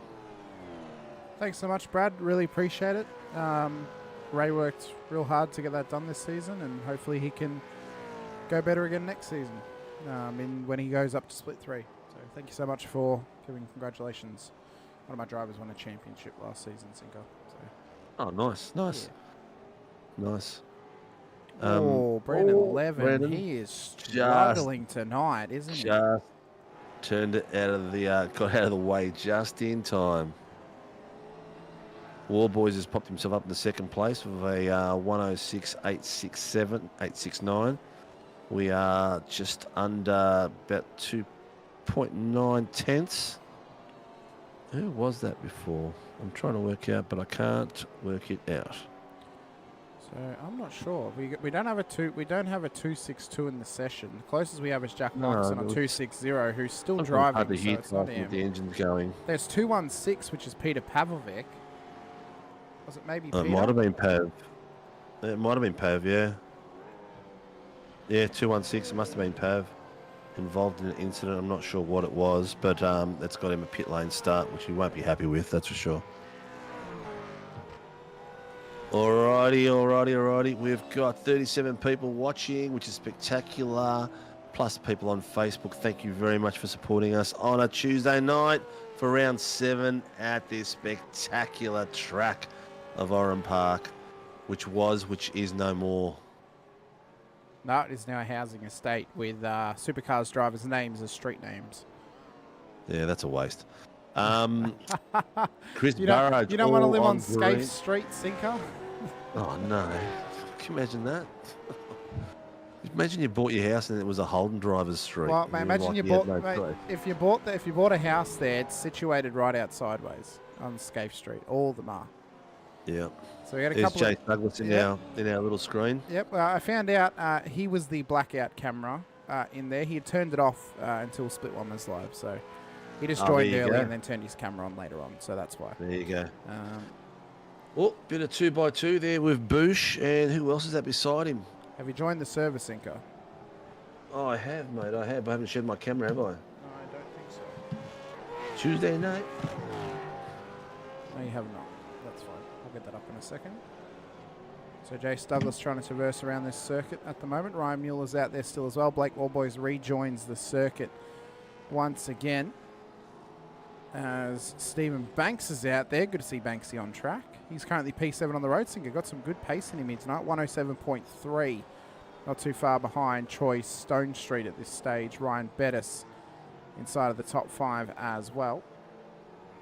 That's right, Brad. Don't forget to hit the thumbs up button and the subscribe and the bell icon, because you want to be notified whenever we go racing across all of our platforms, whether it's Facebook or YouTube. Ooh, that was some sideways action over that little bit of hill there. That looked spectacular. Who was that? Was that Banksy? I think it was. That was who I was focused on. He really liked our comms on the other night about the Pelican. That he even put the little snapshot of the video out on Facebook too. So thank you out there, Banks. So what I was talking about before we got distracted was that I had a chat with Warren Brown Tools today, and they are, oh, look at that. Oh, we are pushing hard there, aren't we? Billy Mole is really trying to get a good lap out of this. He is. Billy Mole, I think, is he a postman? Because he is pushing the envelope at this point, like for a good lap time there. Where's that got him? That was him pushing everything to its fullest. How did he end up going? He hasn't even gone better. He hasn't gone better. Well, maybe he's preparing it for this one. Yes, Warren and Brown Tools are going to put. I did promise that we would have some giveaways for the championship on Sundays, and they're putting together something really, really cool.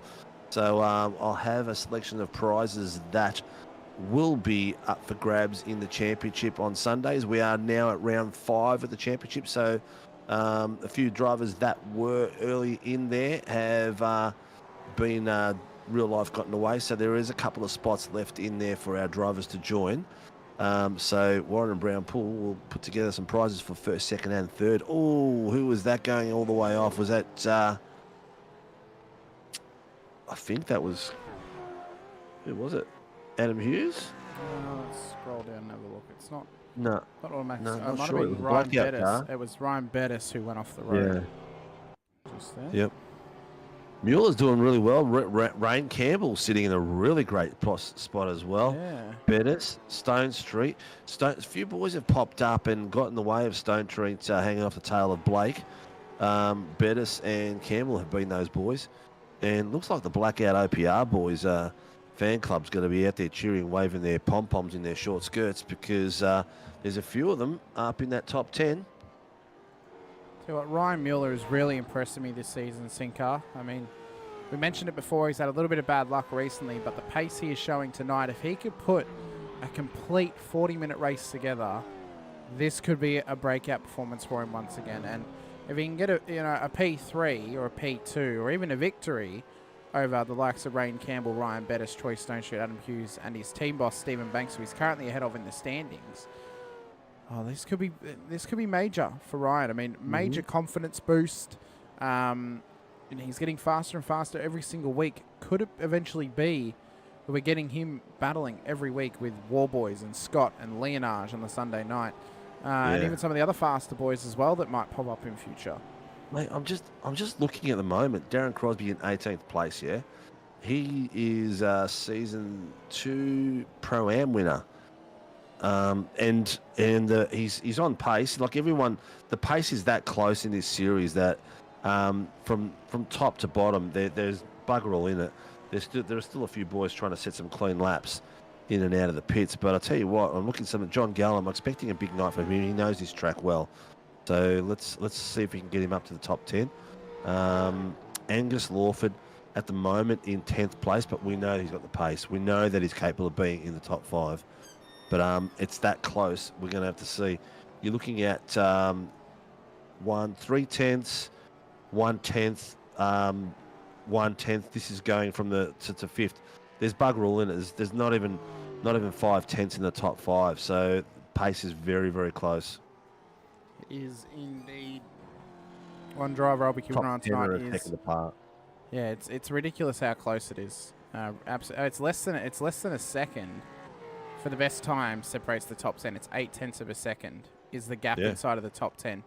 And then when you get to P11 is when it's then out to above a second for Chris Burridge, and then another 0.04 of a second back to this driver, Jack Michelson.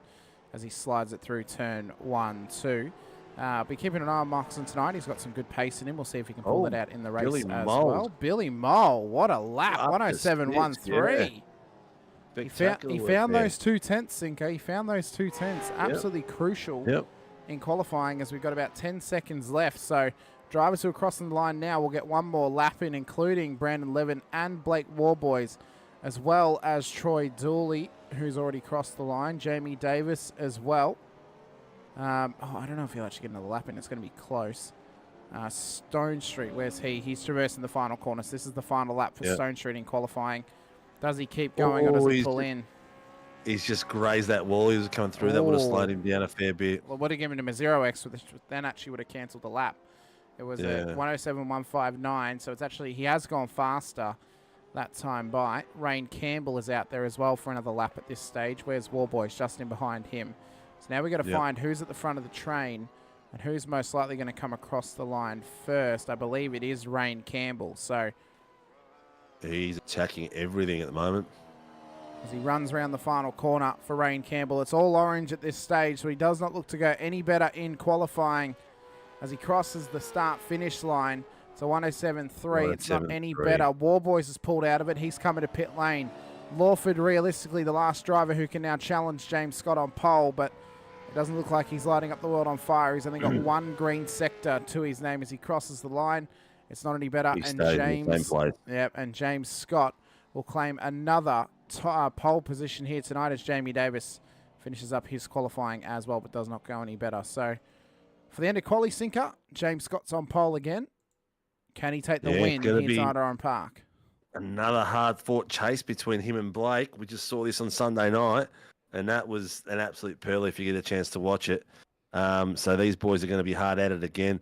Ryan Mueller, Rain Campbell, Bettis, Mole, Stone Street. There's some boys there that names are getting mixed up. Not mixed up, but, touted around at the same time as we speak about Scott and Warboys, and that means that these boys are getting faster and better.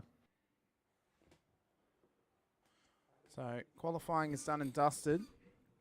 40-minute race to come our way. We had a very, very exciting end to race 1 this evening for the split 2 field. Can they back it up in split 1? James Scott starts pole position in the 088 car ahead of Blake Warboys of WKMP Sim Sports on the front row. Ryan Mueller, Rain Campbell will then start in behind them with Ryan Bettis and Billy Mole for your top 6. Troy Stone Street and Adam Hughes will then start on the 4th row of the grid ahead of Angus Lawford and Stephen Banks inside of the top 10. Chris Burridge and Jack Michelson will then make up the top 12 cars on the grid. Mitch Muller, John Gallen will start ahead of Troy Dooley and Jamie Davis for your top 16 with Darren Crosby, Andrew Rushworth, Jace Douglas and Brandon Levin for the top 20. Mitch Noble, Trav Daly, Peter Pavlovic, who actually has a rear of grid started tonight. He'll start from pit lane. So that means Jeremy Bush will start on his own on the 12th row of the grid, ahead of Jack Anderson at the back end of the field, with Dylan DeBono starting from the very rear, thanks to a rear of grid penalty coming into this race. Spectacular. It's going to be an absolute blistering pace out there. Warm track. The boys are all the way down to the very end, to where the grandstand used to be. Jeff Arnold in the chat giving the love to the Velocity Racing team drivers of Jack Anderson and Jack Michelson out there as well. The double Jack attack from that team. David Lawler giving the love to the Project 36 cars of Angus Lawford and Jamie Davis as well. Lee Mueller giving the love to Ryan Mueller, of course, as well. Mick Clifton giving the love to Andrew Rushworth and John Gallen as well. Johnny Rose saying, is the audio messing up for anyone else? Video playback is fine, but audio and commentary cuts in and out. Well, on my levels, Johnny, it looks fine. Unless it's Sinker, you might have to try and reload possibly. Sure. It looks fine on the levels. Let us know if it's happening, mate. I'm quite happy to reload and reboot at some point, but not an issue at all. I've got my second camera on Jace Douglas, because you know what? Jace does provide a bit of action on the start line sometimes. For anyone else, video playback is what do you reckon, Ray? Audio and commentary cuts in and out. Well, on my levels, it's fine on my end. I've just listened to it just so everyone can actually hear that as well. It sounds fine on mine. Captain Depp is in the chat with us as well. anchors away as we wait 30 seconds. Simon Haynes in the chat with us too. Ron Allen, foot to the floor, M1 lads, as well, giving the love to Darren Crosby in this race here this evening, as well as Chris Burridge. James Scott has now joined the grid. So who can get the jump towards turn 1? Will we have any jump starts this time by, or will it be a clean getaway? Do we get lap 1 carnage again, like race 1 earlier on? Lights up. Mueller's blinking. That could be dangerous. 5 lights, and away we are at Oran Park. I was going to say away we are, and away we are underway at Oran Park. It's a scramble towards turn number 1 as Warboys, Mueller and Scott battle it out at the front of the field as well as they run towards the braking zone at turn 2. Could Mueller get hung out to dry early here? Warboys putting all sorts of pressure on Scott at the front as they run down towards turn 3 as well. It's a great start, side by side, still sinker, but they're doing well. Even down the back, we've got young Ray Oliver, Jason Douglas with the boys 2 wide, the Apex car beside the 3 wide, bit of rubbing in there, but looks like everyone's made it through. I think the boys, Rushy just got a bit of extra paint there from an M1 car, but they're coming through nicely. Rick Viger in the chat list as well. Good to see the old track. It's great to see Oran Park on our screens. And the benefit is, and it'll be the same for Pukekohe when it comes into iRacing as well, Sinker, that even when a track has been retired and destroyed in real life, it will forever live on in the sim.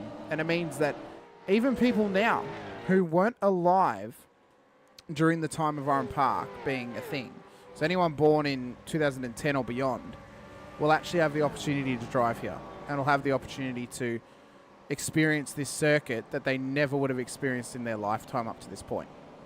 Well, that goes for a lot of tracks really too, doesn't it? True. Wouldn't it be great if we could get the old Hockenheim ring on here, or the original Nürburgring, or original A1 ring, stuff like that? It'd be fantastic. We got the original Monza. Surely they could retrospectively get a modder to set up an old Hockenheim ring going for us. That'd be great. But the start of this race, though, James Scott has already started to pull away from Blake Warboys and co. in behind. Is it going to be a regular night at the office for James Scott and his new team, the Chiefs, at this point? Of course, they've got that Aussie Broadband Westfield and Logitech True Force sponsorship on the side of this car. Yeah, he's showing some early consistency already at his pace. He's got himself to 1.2 away from Blake, but Blake's got the pressure from Ryan Campbell and Billy Mole and Adam Hughes. They're all along. There's a big line. These boys have not gapped out at all the way up to 18th place. That's when Pav is 1.8, and he started from the pits. Mr. Viger, just pulled out of that. But contact, was that his own teammate? He's nearly hit. That was Hughesy. Look at him. Oh, they're still going. Ryan nearly stacked into Hughesy then. Lawford's now ahead of them. Stone Street's up there too. That was scary. That car is going all over the place. Yeah. Oh, it's still not over. As well, Jack Michelson, I've just seen, it started from pit lane this evening, so he's actually now further back in the field as well, Sinker. This was the moment with Ryan Bettis that we saw just before as well. This was down at turn 2, so in behind his teammate Adam Hughes. He wasn't prepared to pull it up. Oh. And I think he actually did tag him. He did tag Hughesy on that run through. That was unlucky, and he had one car on each side of him. He was lucky to control through that because he's dirty tyres as well. Whew. Yeah, just enough to give him too much love. Well, how that can play out right in front of our eyes. That could have really played out to a massive bit of chaos there, because there was at least half a dozen cars through there that could have ended up on the pile-up. But they're all off and going and doing really well. Out of the great starters, Jamie Davis has got up 4 places in that start, which was excellent work from him. And Angus Lawford up 3. Jace Douglas as well. Yeah, Jace Douglas did really well. It's a great start from Jace. So you can see him full concentration once again. Very stoic in the facial expressions, we'll say, Sinker, for young Jace Douglas. Very focused, very stoic. Yep. As he just continues around trying to survive this race here tonight. He's definitely proven that he's gotten up to pace very quickly in the Gen 3 car, Sinker. So hopefully he can continue this run and fight his way forward here tonight. Ryan Mueller, I think, is still possibly dealing with some blinking issues further up the road. I just saw him blink then. Hopefully that sorts itself out as well. We got a little bit of reminiscing happening in the chat here about obviously the Oran Park circuit, Sinker. Ryan Allen saying it was great going to Oran Park to watch the V8s in the 90s. Always a big crowd and great viewing from the hill. And then Rick saying, showing my age, started going here in the early 80s in the Group C days as well. So it's all right, Rick. We know you're racing the vets. We know that you're over 40. It's okay. Mate, you're still a puppy, mate, if you're just on 40. No, I don't think he is. I think he is actually a bit older than that. As Chris Burridge has gone into the wall. Yeah, full rotation. I'm not sure if he had help there or not, but he's definitely cost him a lot of places. A lot of places. So what has occurred for him? He was on the inside, I think, of Adam Hughes in the black Auto PR car, and then he's just been kind of served off. We'll see what race control say about it. They'll look at it from every angle. Yeah, and not sure there was much where Hughes could go, really. Yeah, I don't think so. He was on the edge of the track, so yeah, there wasn't much he could do. Tough place to make any moves, that's for sure. Oh, definitely. But bottom screen, we've got the boys battling it out quite nicely. Jamie Davis is a bit of a cork in the bottle there for the boys behind him. So he's got Dooley and Douglas chasing them down. As you see, Douglas just made a nice move there underneath those boys. Oh, hang on. What's happened to Douglas? I just saw him drop 4 places on the timer. Well, he's all right. I think he's just maybe lost some spots. He's been off track at turn 2. So it's caught another driver out. I don't think he had any contact, possibly, although he had John Gallen behind him. Yeah, it was lock brake again. He got the dive in underneath. You know what? John Gallen, Jace, but had too much pace coming in. Jace played we'll call it in quotes, the smart game. He didn't try and keep going around the corner. He just kind of straightened wheel, let it run off track a little bit, and then started to turn. That stopped the over-rotation of the car mid-corner.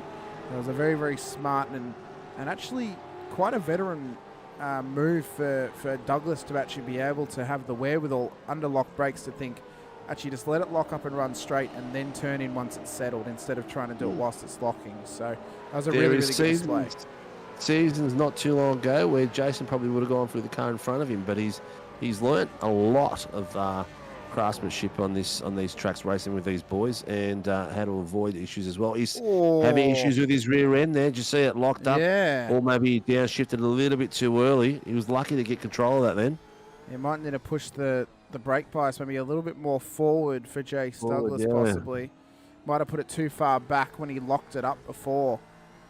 Car 042 and car 2, no further action or the contact on lap 5, so they must have determined that Hughesy had nowhere to go and it would have been self-penalising to give it to Chris Burridge that time by. But for Jace Douglas, he's in a tough fight in behind Andrew Rushworth at this stage. They're trying to chase down Darren Crosby and Mitch Muller. That's why Mitch Muller didn't start the last race. Sinker, he joined the wrong server. That's why he didn't start in split 2. So that's why he's now in split 1. That makes sense for us. John Gallen just up the road. He's had a good start tonight. He's at 1 spot trying to chase down Troy Dooley, who's up 3. Davis is up 5. He's currently the biggest mover of the race. But the top 4, all unchanged, including this man, James Scott, at the front of the field with a 2.1 second gap back to Blake Warboys, current championship leader. Ryan Mueller, P3 at the moment. And then Rain Campbell in P4 with our hot favourite at the moment, Sinker, Billy Mole, who has been making a name for himself. He's been cashing checks, and I can't really say the other thing, but he's moving his way on up, and he's fighting his way forward. And Sunday night, he had a hell of a race at the Red Bull Ring. One of the best performances I've ever seen from him. Yeah, he's really driving out of his skin at the moment and getting better and better every week. It just goes to prove, mate, if you race with the fastest boys around, you'll get better and better as well. You'll learn from them. Simon Hayes, Jammers out there. The Dutchman, no, he was in the first split, wasn't he? I think he's referring to Van der Meulen. He was, he was in split 2. Yes, split 2. Yes, he was in his new pyjamas, mate. Oh, no, semi-new. He had the old ones off. showing off his briefs before he put the new Well, jammers on. He had the birthday pajamas on, it seems. Yeah. But great battling still going all the way through. There's not a lot of gaps. The guys at the front four have gapped each other a fair bit. Billy Mole's putting pressure on Rain Campbell. Then you've got your next little battle is Bettis, Banks and Lawford. They're chasing Lawford down. And then you've got Adam Hughes with pressure from Jamie Davis and Troy Dooley. And then John Gallen, who's got himself up one place. He's got Mitch Mueller, Crosby chasing him down. So a lot of fun being had all over the place. Rick Farkas saying Billy doing well. Did I see his name in vets? I'd hope not, because Billy's not anywhere near 40 just yet. He's in his 20s. He's Billy Mole. Maybe when he joins the vets, it'll be William Mole. William J. Mole is what it will be. Yeah. It's unfortunate, Jack Oz. Yeah, had somewhat of a good run in the races you did run. Appreciate you thanking as well for everything that's done for the series too. It's unfortunate. Thanks, Jack Oz. I'll see you Friday night, mate. Yeah, where are you going to get sent at turn 1 at Daytona, Sinker? It was I had a bit of fun the other night, well, not last week, week before. I was out there and I went and lined someone up and just went flying off the track. Hope you didn't murder anyone, Sinker. That would be... No, yeah, mate, I wouldn't do that. Oh. No, not legally anyway. No, you just do a lot of spinning to cover it up, wouldn't you? Yeah. Well, I realised that going around that whole track and drifting it is not the fast way around. No. Apparently, the idea is to not slide those cars, but I just have too much fun sliding them. It's too much fun to having a slide. It's yeah. impeccable levels of fun. Yeah. So Billy Malt still hot on the heels of Rain Campbell. Remember that we expect the pit stops to come. That's Jack Anderson. The pit stops to come at around about the 20-minute mark, Sinker, tonight. So yep. We'll see who jumps in early, who goes long, and who comes in on the average of about 20 minutes into the session here tonight. Well, the pace is good. Tell you what, mate. I can't say enough about this kid. He's just he's not over aggressive. He's just aggressive enough. He's peaking at the right time of the year. I think he's going to have a stellar 2025. I think so too. I think he's we could possibly see something beneficial from him all season. Is it a title? I don't know. But I definitely think some solid performances and a gain of pace, I think, is going to be the main thing for him, is what he could find for himself this year, especially in 2025. So we'll wait and see. We'll see what happens for Billy Mole. I'm trying to have a look here to see what happened to Jack Anderson and why he left. Switch my screen over as well. Over to the boys. There they are, just there. We will get my. There was this moment. There was this moment on lap 2.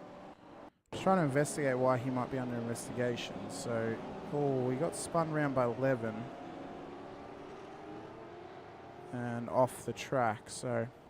No, so the investigation is whether he was rage quit or whether he just quit. I assume because he's left the session. That's what they're talking about. Yeah. Well, I don't think so, but we'll see what they say down there. We'll see what they say. No, Stacey Boyd. No, I believe he only races on Sunday, Pato. If my memory serves, he was in the chat earlier. He might just be a little bit busy tonight, possibly. Ryan Bettis as well, hot on the heels of Stephen Banks and Angus Lawford. Is this battle starting to heat up a little bit, Sinko? Yeah, they're having a great little fight here. Loving that little loose chicane. I'm not sure you wouldn't even call it a chicane, really. The cars get a little bit of air and a little bit light through there. Then all of a sudden they just land. They come down for that little bit of a dip before the final corner. It just looks spectacular on camera. So as Lawford enters turn 1, Banksy is under pressure from Ryan Bettis at this stage. All three drivers with some incredible pace between them. Of course, Lawford, a former championship contender last season on the Tuesdays. He did lead the title race at one point this season after Indianapolis, but unfortunately, the last few weeks, he just hasn't been able to find his groove and find his footing up towards the top end of town for the top 3. The last few weeks, pretty much on pace. It's been Ryan Mueller. Ryan Bettis has been up there too. Rain Campbell's been around that point. And, of course, Billy Mole too, as Warboys are starting to get caught up now by Ryan Mueller for your top 2 position. Or, sorry, P2 and P3. So this battle on the bottom screen. Banksy's just past Lawford. Great little bit of running. And they're so tight at the moment coming through the last corner. It's ridiculous. They're having a blast down there, those boys. It's like they're fighting for a title at the moment and putting everything on the line. You get a little bit of flicker of the lights in the way down too. Oh, someone went off in your screen. Oh, that was Rain Campbell. That was Rain Campbell at turn 1-2. What has happened to Rain? Greg Barber saying Warboy 0 stop strat. Can he make it, Barbs? Oh, that was an unfortunate one for Rain. Yeah, can he possibly make it on a no stop? Like, can he even fuel save enough? Well, it could be part of the reason why he's nearly what is he, 8/10 behind at the moment on pace. Could that be his strategy? I don't know.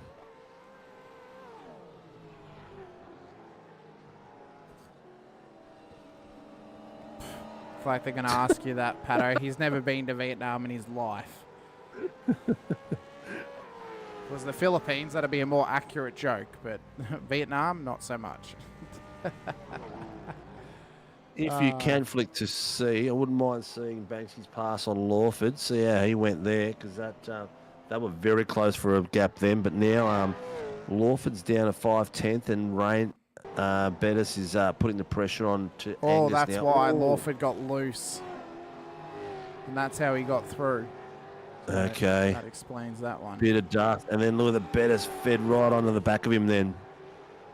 So for Warboys, the pressure's on now from Ryan Mueller. Could it be fuel save city for Warboys to try and go for a 0 stop strategy?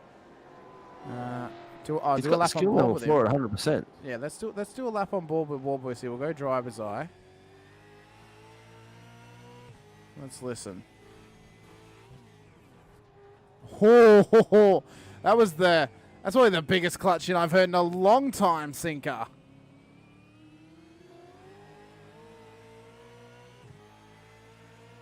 He is. Look how gentle he's trying to be.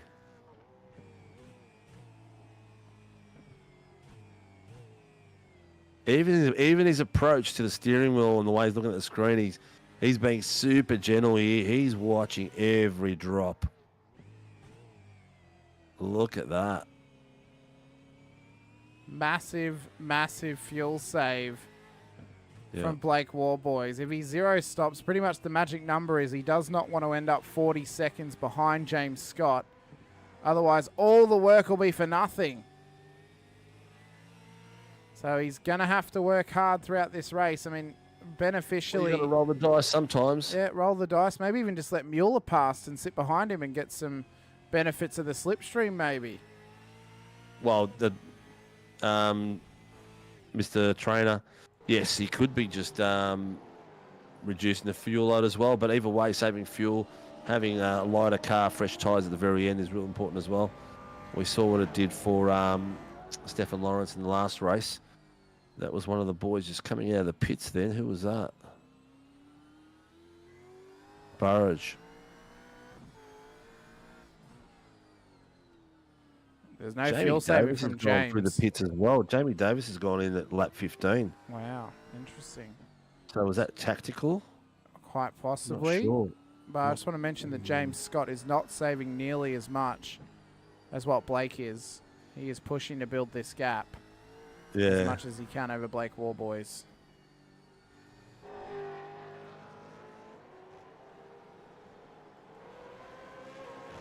The thing is, though, Mueller's not able to get past Warboys at this stage because it's such a tough track to pass that Sinker. He's just he's not quite. He can't quite get there, even with Warboys fuel saving. So this is still playing into the hands of Blake, but the gap is now out to around about 8.2 seconds as Mueller now gets past. So Warboys is now going to use that toe to his advantage down the straight to save a little bit more fuel in behind Ryan Mueller. Yeah, and if you're looking at the bottom screen, Banksy has caught Billy Mole.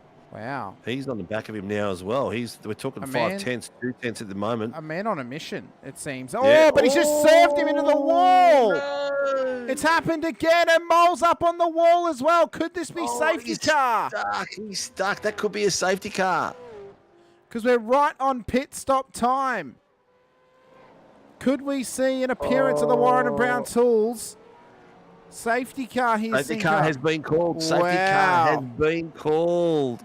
Oh, that is so unfortunate. Look at Banksy's car too, the poor bugger. He was catching him at such a rate. Oh, that really sucks. Wow, wowee. Safety car gets called. Yep. Tyson's just called caution on the pit entry, right side. That car is elevated. Billy Mole in the shadow realm. It's more than the shadow realm. He is on the he is one with the wall. So do we now see? Do we see Warboys go? He's still out. So is he going to go for the no stop still? And is now James Scott and Ryan Mueller going to do the same thing? Is that now going to be the strategy? Because Scott's just caught the. Scott is now hot on the heels of the safety car. There's Mueller. Oh, how's the strategy going to play out? How is it going to play out? Behind him.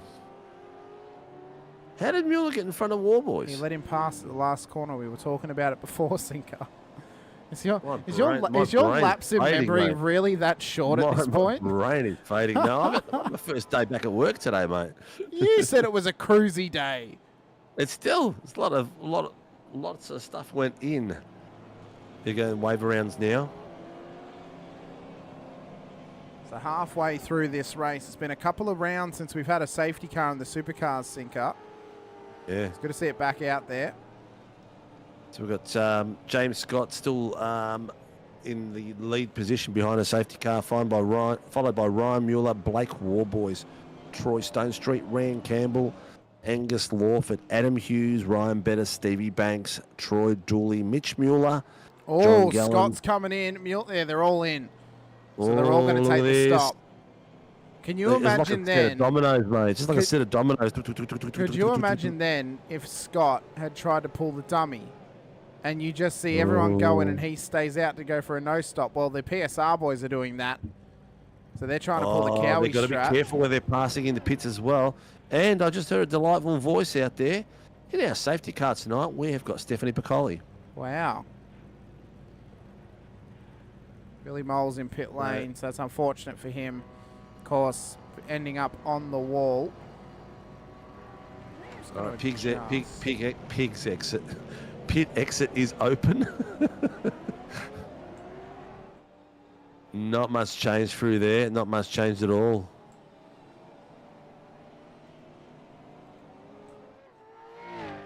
So we've got now, behind the safety car, Troy Dooley, who has not pitted, Mitch Mueller, who has not pitted, Jamie Davis, who pitted lap 15, is in the lead position, followed by James Scott, Ryan Mueller, Blake Warboys. So because they didn't come in when the safety car was first called, that's why Jamie's now had the big benefit.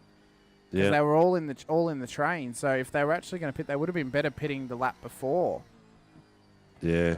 So for Warboys, he should have come in when the safety car was called. Although I suppose maybe they couldn't because the car was in the way on the wall. Oh, he was. You could get in. He was on the actual wall itself, so there was still room to get in. Oh. I don't even know if there was that. That's going to be cool. So what are we down? We're down to 20. We'll be down to about, what, 12, 15 minutes we'll have left. Yeah, 12 or 15, I would say.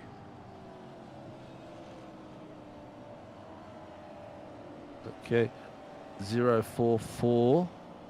Stone Street's doing a bit of blinking. He was just called in by Ryan Campbell.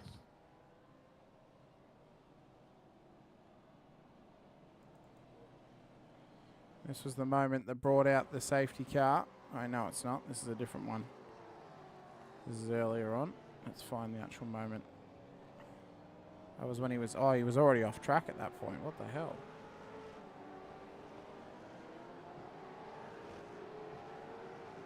All right, so all the wave rounds have been done. Pit exit is open. Steph as the leader.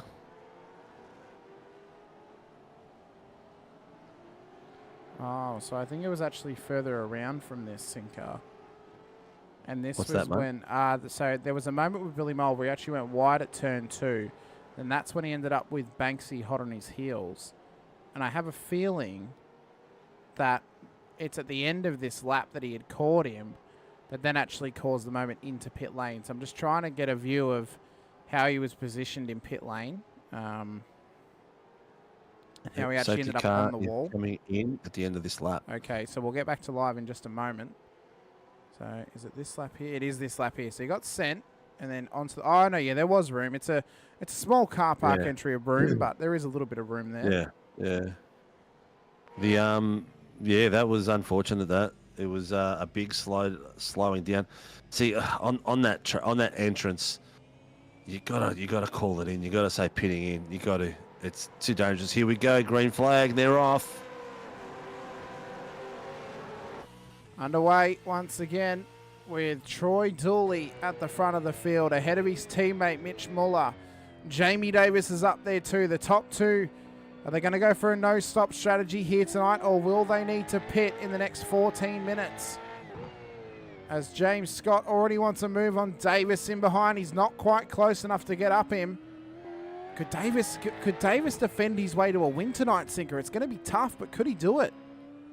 He could do it. He's got the skill for it. It's just it depends what the pace difference is going to be with Scott behind him. Scott's got fresher tyres, only by a couple of laps. 4 laps fresher tyres. Fuel load will be probably roughly the same, but we'll see. We'll see. Oh, Scott's getting a little bit unsettled with Mueller in behind him. He wants to get the job done over Jamie Davis to go back to what would be provisional pole position in this race. Too. Yeah, Warboys is right there. Warboys is right on the back of Mueller. He's putting some amazing pressure on. He knows he's got to get right up behind Scott. He's got to get behind him and he's got to put the pressure on him. Scott, does he want the run down the inside into turn 1? Not quite close enough on Jamie Davis. He's now got the inside line at turn 2. Forced his way through. Yeah. Mueller wants it as well. Up the inside of Davis. Just missed his break point just by a fraction. No, I don't think he actually missed his break. I don't think he missed his break point. I just think Scott put the nose there. He saw him there, got a bit scared, and then Scott took advantage and just followed his way through. So he put the car in a position where if Davis turned in, they were going to crash, and Davis did not want to hit him. Pulled the centre strap. Davis has lost all the way down to 9th place now. Wow, what a shame for him. So Scott now all over the back of the PSR entries of Mitch Muller and Troy Dooley at the front of the field. He's got Ryan Mueller hot on his heels, Blake Warboys as well. So the top battle is now on for the win here tonight with 12 minutes to go. As we run up towards the start-finish line once again. James Scott, can he get past? Lost the tail in the last corner. Adam Hughes has got to drive through. Hughesy gets a drive-through penalty. Contact on lap 22. James Scott at the inside at turn 2. His favourite passing opportunity at this track. Mueller wants to follow him through once again. It's a mirror image of the last lap when they got past Jamie Davis, but this time Mitch Miller's been able to pop out Ryan Mueller, and Warboys is able to take advantage as well. So it's Rain heating Campbell's up. got to drive through. Oh, Rain will need to come through pit lane, it seems. As now Stoney wants it on Ryan Mueller as well. So James Scott on the back of Troy Dooley at your front of your field. He lost the lead during the pit stop period under safety car. A lot of pressure there by Dooley. He's doing really well, man. He's doing really well. He is surviving the pressure as best he can in P1. Ahead of James Scott, Mitch Muller now trying to hang with them at this stage. But for Scott, he wants to push on to the lead. Is he going to go for it at 2? We've seen him do it the last 2 laps in a row. Or does Dooley cover him? He doesn't. James Scott up the inside. Job done, it seems, at turn 2. And now through to the lead goes James Scott. Oh, boys nearly stuck it in there, but he took it out. Now up the inside at 3. Oh, great nice move from War Boys. Mueller goes through as well on Mitch.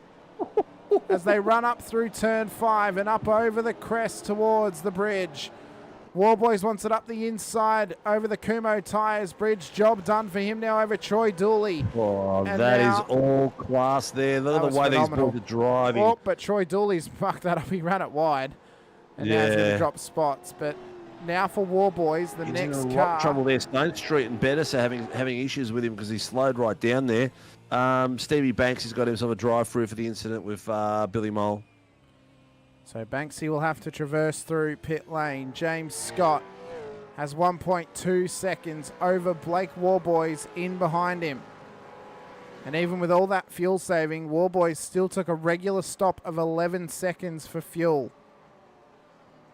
So Scott will have the maximum pressure for the next 9 minutes of this race. But Warboys has got to catch him. Yep.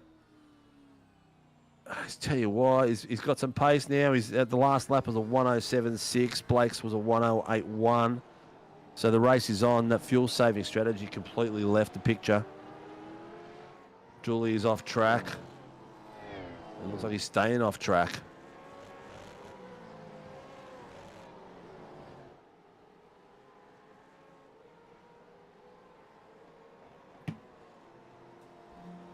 So for James Lawford Scott. just went off track. He's got his teammate Davis beside him. Oh, he slowed it down. He slowed it down to let Lawford in front, which caused Rushworth to slow it right down so he couldn't avoid contact.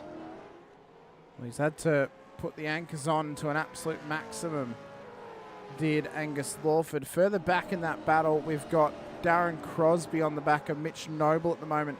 They're currently chasing down John Gallen at this stage. Andrew Rushworth is the biggest gainer in this race. He's up 10 spots. Jace Douglas is up 9 at this moment, same as Mitch Noble. Pav and Bush up 8 positions as well. Remembering that Pavlovic started at the very back end of the field this evening. Levin's up 6, great recovery. Daly up 5 as well. Ooh. As Douglas now gets a 10th positions gain as he gets over Muller. Oh, I tell you what, though, that was a bit aggressive on the steering wheel there. He's got to do that a little bit smoother this late in the race because the car's not going to handle, the tyres aren't going to handle that either.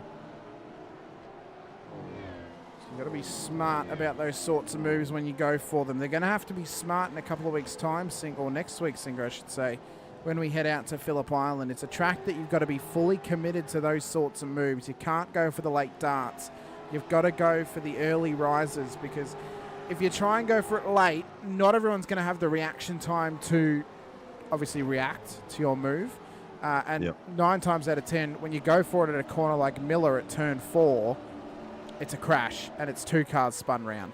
And it's normally those sorts of incidents that occur there. 100%. It's going to be some epic racing coming, I tell you right now. Oh, no one wants to miss it, Sinker. No one wants to miss it. No, you don't want to miss it. Definitely don't want to miss it. 7 minutes to go. So these boys are in sprint mode. The top 2 boys just did 107s each, 107.4, 107.5. So there's 1/10 in it. Actually, there's not. There's like 6 100ths in it. So for Douglas, he now finds himself inside of the top 10. Hot on the heels of Andrew Rushworth. Both of these drivers have now come up the order tonight together. They're both up 10 positions and still in a line astern. They've got Jamie Davis ahead of them, who's up 9 positions on the back of his teammate Angus Lawford on the bottom screen. Further up the order, James Scott leads the way. 1.7 seconds is the gap back to Blake Warboys, who's got a further 2 seconds back to Mueller, who then has another 2 seconds back to Stone Street. Stone Street currently under big pressure from Ryan Bettis of Blackout OPR. But he's got enough gaps here that he's not quite feeling the major pressure just yet. If we look further back in the field, though, Crosby's still applying the pressure to Noble.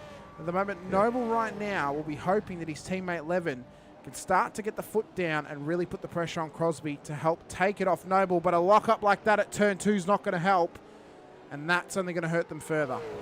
Yeah.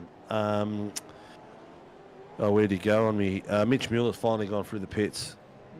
He was the last one out of all the boys to pit, so he's finally made his way through. Oh, and Levin has gone round. Contact with Pav. Down at turn 3. So this was the moment here. They were wrestling a little bit through that corner, and then Levin has gone round. So what has occurred? More and more at a bit of a closer look here. So Levin starts wrestling with him. That's fine. They run off the corner. Pav's got nowhere to go. If he continues on, he's off the track. So they were tight. They were tight. Bit of a wiggle from both of them. So let's see how the boys unpack it. But yeah, there's not much room left there. And there's not much they can really, not much more room Pav can leave him. So we'll see what they say. It's the second time tonight that's now happened involving Brandon Levin out on circuit. We'll see if it's against him or with him at this stage of the race. For Rushworth and Douglas, they continue to battle as Douglas sends it up the inside at turn 3. That's been his favourite passing spot of the night thus far. Sinker loves the late dive in there. Yeah, he's very confident for this corner. He is. Very confident. He's really, he really enjoys the short track part of the circuit. Where the regular short circuit is, he really loves that part as they run up and down the roller coaster section at the back end of this Oran Park circuit. You can see the wheel work happening here for Douglas. It's major pressure, but he's pushing on. This kid has found some skills and he's found some pace in this car as well as he pushes on further. Yep, that incident with Levin and whoever it was, Peter Pav, no further action. Self-penalising was the call. Okay. I believe that means it would have been on Brendan Levin as he was coming on the inside. So John Douglas, Gallen's had a cracker too. He's had a consistent race tonight. He needs that. This has been a great race from John Gallen. Up 3, P11 in the battle still as well. It's really good to see from him. He needs a clean race. He's been getting, people are getting stuck into him, and he's had unfortunate things happen. So it's good to see him having a clean race for a change, which is really important to get the confidence and the balance back. Lee Mueller as well, saying it as it is in the chat, summing it up perfectly. Awesome driving from Ryan Mueller tonight. Ryan has been driving out of his skin all evening. Nice, consistent driving. Not necessarily battling for position. Now, yes, he got by Warboys earlier whilst Warboys was fuel saving, but he's been running very consistent lap times. But that's the worrying factor right there, the blinking of Mueller. Can the internet hold up over the next 2.5 minutes to help keep him on the podium, or is he going to drop and give it to Stone Street? Fingers are crossed. Hopefully he can hold out to the checkered flag. Now look at the bottom here. Crosby's come around those final corner in the last bit. Loses buggery, and Gallen's gone right on the back of him and putting some mega pressure on. And Crosby's rear end is a bit loose. Gallen's giving him a bit of touch, but he's backed off. Make sure he can recompose his car before he puts more pressure on him. So we've got 2 minutes left in this race. You'd have to argue 2 laps to go for James Scott and co.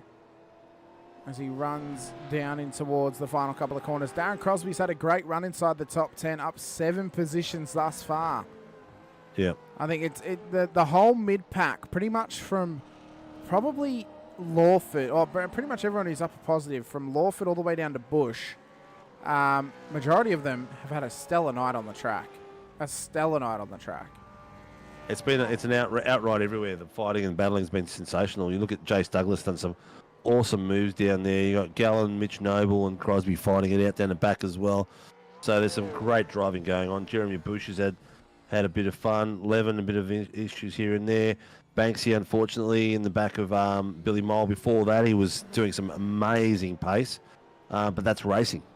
It is racing, and it happens, doesn't it? It's one of those things that can really, really test you out there, and it's one of those factors of racing that everyone's human, everyone makes mistakes, even guys like James Scott and Blake Warboys. We've seen it firsthand, Sinker. And, you know, they're not untouchable, but it does mean that to get like them, you've got to be you've got to be untouchable 9 times out of 10, and not everyone is quite there yet. I mean, me included, I'm probably untouchable 1 time out of 10. You know, it's one of those I'm always things. touchable, mate. Very open about that, Sinker. I'm glad that you can. Yeah, It's a safe always space for you to be open like that. But one Missus lap to runs a go. mile, but I'm always untouchable. Always One lap to go, battle- Sinker. So white flag for James Scott, just quickly. Yes, I was about to say that same thing. The boys down the back, mate. Fighting for 10th place is sensational back here. Gallen and Crosby are really, really going for it. We could see a nice little battle all the way to the end here. We very well could. All across the last lap, they both know each other's driving styles incredibly well. They've got a lot of history racing around each other, fought each other for a championship here in SRW, have raced amongst each other in other leagues as well, including the veterans for a long, long time. But for Gallen, it's a sense of getting back to positive performances. He's up 3 spots tonight. If he could find himself into the top 10, he'd be incredibly happy with those efforts. But for James Scott, nothing or anything less than a win was not going to be good enough at Oran Park as he comes around the final corner for the Chiefs here this evening. James Scott will take the win at Oran Park ahead of Blake Warboys and Ryan Mueller on your podium here this evening in an extraordinary effort from Pacific Esports Racing. Troy Stone should have got home in P4 with Ryan Bettis making up your top 5. Angus Lawford, Jamie Davis making a double top 10 for Project 36. With Jace Douglas, Andrew Rushworth, and Darren Crosby has got his car home into P10 here this evening. John Gallen up 3 spots. That's a good night for him on the road. Noble up 9 into P12. Pav and Bush up 10 for your top 14. With Daly and Levin the last of the positive performances in terms of overtakes made. Great driving. Jason Douglas up 11 places, mate. That's a spectacular drive by him tonight. And a very, very solid run. Ryan Mueller, again, very impressive. But the 2 boys at front, Blake Warboys and James Scott, looks like it's going to be a fight between them 2 for the rest of the season for that one hand on the trophy.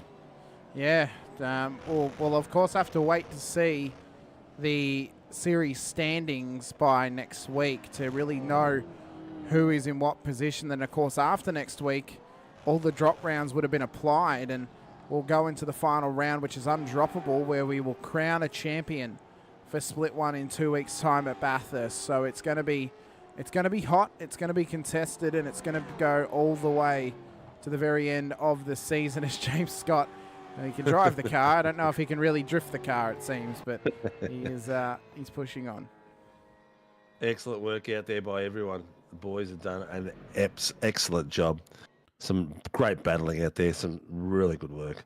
All the way to Banksy and Crosby, and then Gallen and Crosby at the very end. Really impressed by the driving styles tonight on the track, which is not too easy. Yeah, they're really having to push their way on. As we await our podium finishers to join us here this evening for the end of the broadcast. We have to, hopefully we get to talk to all 3 of them. First up, though, we have got Ryan Mueller of Pacific Esports Racing, of course. Let's drag him in for a quick chat.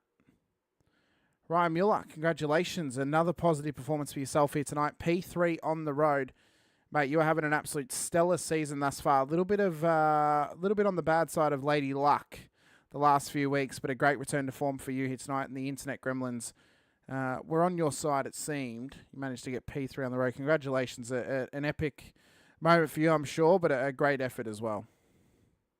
Yeah, thanks, Hamish. It was a very unexpected race, to be honest. I knew I had good pace through the week. I've been doing a couple of practice sessions.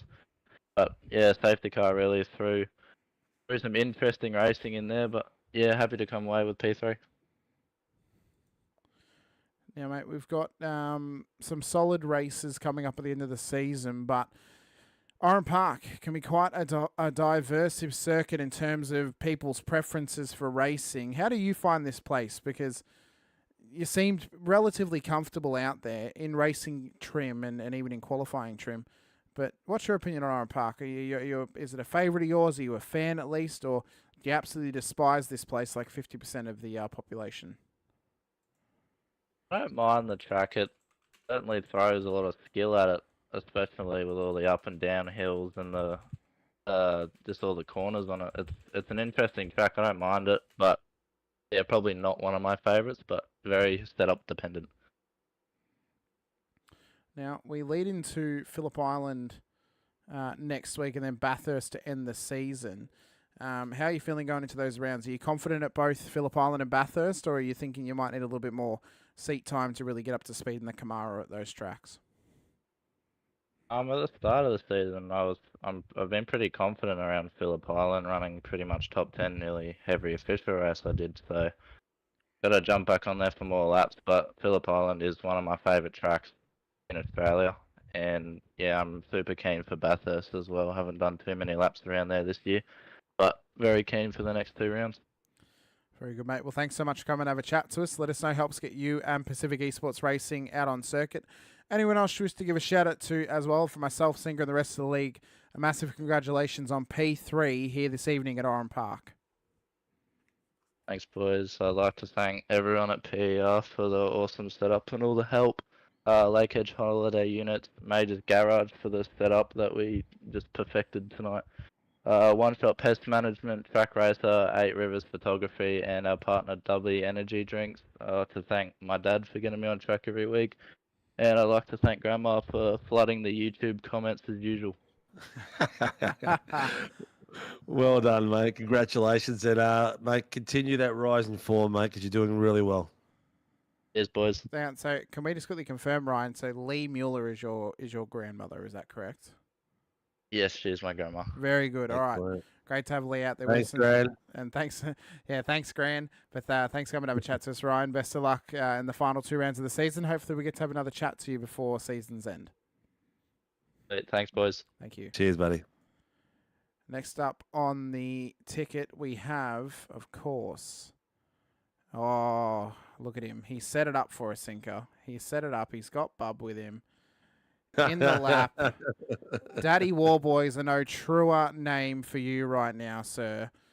P2 on the road tonight. Are we going to have to start calling you Major Fuel Save, because the clutch-ins were ridiculous before that safety car. I mean, you're just providing us with a lot of entertainment this season thus far already, and plus tonight as well. What was the thoughts, though, tonight? Of course, safety car got called. You didn't come in when it was called. You went the extra lap. What were some of the thought processes behind that? Yeah, well, sort of James sort of had that probably 10th or 2 per lap over me, so I thought, throw the dice and see if we could go for a fuel strategy. Was going to do it, I reckon, but yeah, safety car got called and we were already sort of just past the pit lane, so we had to go that extra lap, and then yeah, 2 cars didn't pit, and then made for a fun end to the race. It was good. So you were pretty confident you were going to get it to the end? Yeah, pretty confident. Then the fuel numbers were looking better and better each lap. So with 20 minutes to go, I was like, yeah, I'm pretty safe here. Yeah. I was doing a bit more than what I probably had to do. So yeah. Nice strategy, we mate. should have been good. Would have been interesting to see. Yeah, we were hoping for it. When the safety car came out, the first thing I thought was, oh, damn, we weren't going to see if he was going to make it and what was going to happen. But you know what? Action galore anyway. You fought your way back to that second place, coming through those back boys. Looked epic, some of those fights. The boys really seem to be giving space to each other everywhere, and it seems to be not as, I don't know, is it not as scary, a bit more predictable? Yeah, the quality's been really good. Like, you sort of get the nose there or something, room's given now. With most drivers, well, basically everyone now.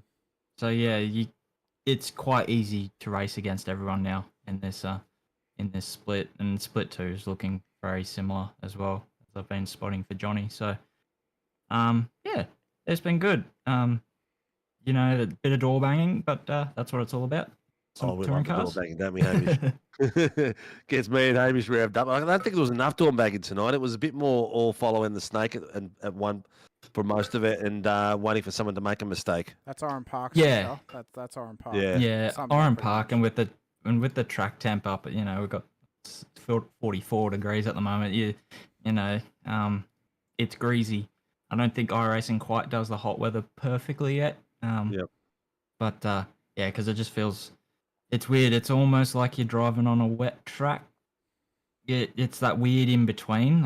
It's not quite that real world greasiness to it when a track's rubbered up. But you just feel like the car's skating around. You can't really lean on it like you usually can on a hot track. But like go-kart anyway. Well, I did see the new Beast, new photos of the new Beast.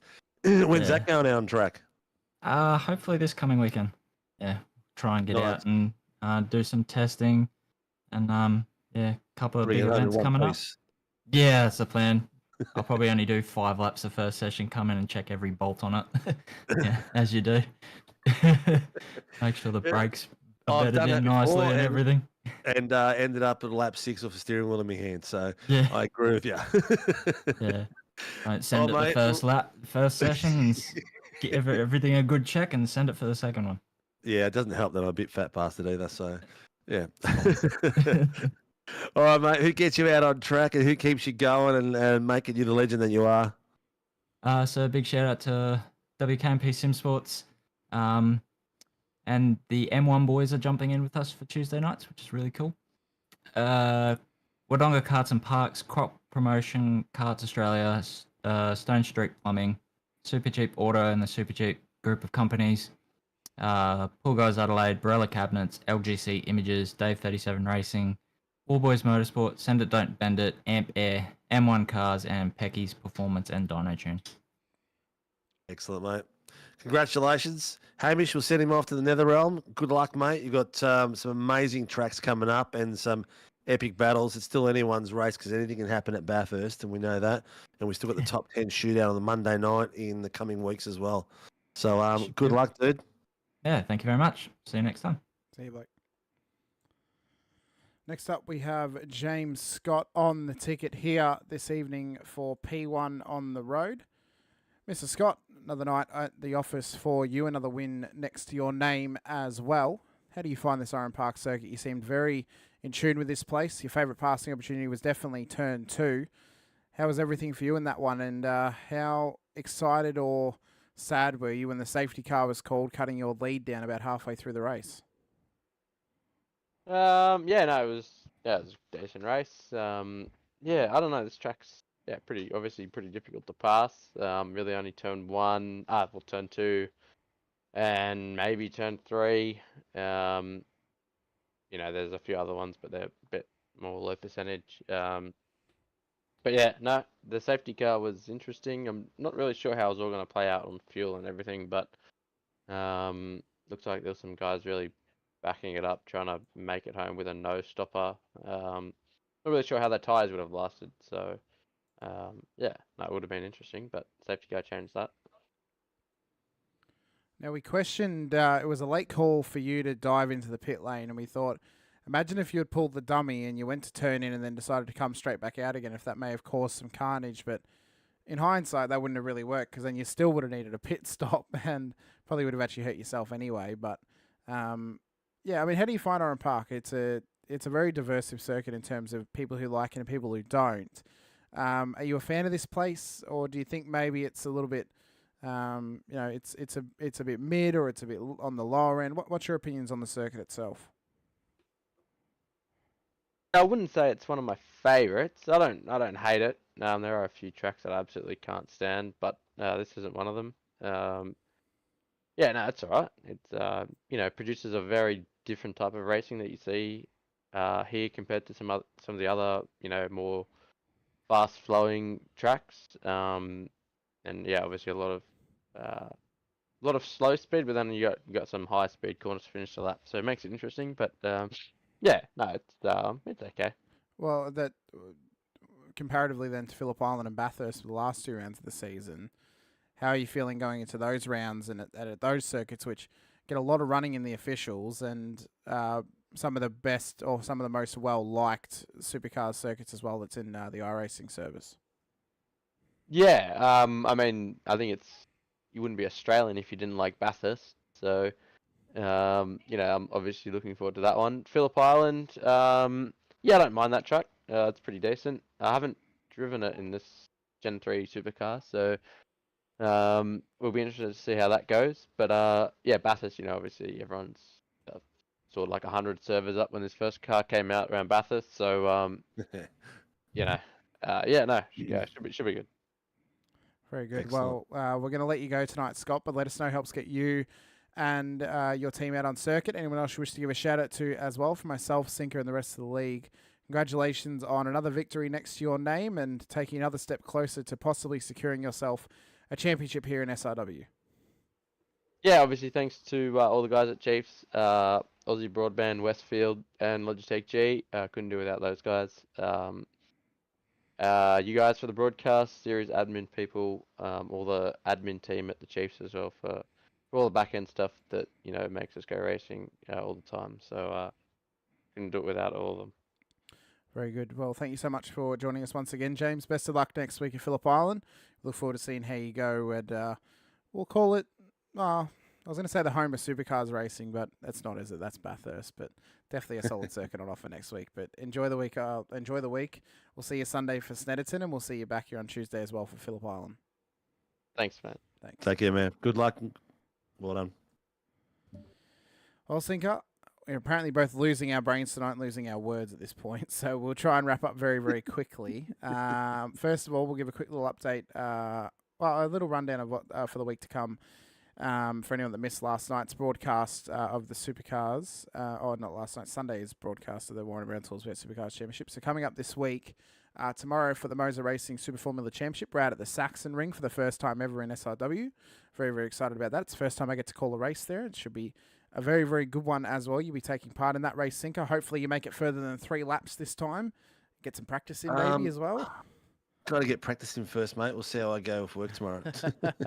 Thursday, we're out at Summit Point Raceway for the Shannon's Insurance Toyota GR86 Nationals as well. And then Sunday, we're out at Snetterton for round 6 of the Warren Brown Tools V8 Supercars Championship as well. And then next week, it's the second last round before the end of the season and before we pack it up for a couple of weeks and then come back racing again shortly after. Big thank you goes out to all of our series sponsors, of course. Warren Brown Tools, our title sponsors of the Warren Brown Tools V8 Supercars Series and the V8 Supercars Championships, taking parts on Tuesday nights and Sunday nights as well. As well to MOZA Racing for coming on board to support the Super Formula Championship on Wednesday nights, and to Shannon's Insurance for supporting the Toyota GR86 Nationals on Thursdays. As well to our other series sponsors, Shunt Scenery, Groom Industries, home of the V8 Coffee Table, which can be found on Prime Video's Top Gear Australia during the news, interviews and other studio segments.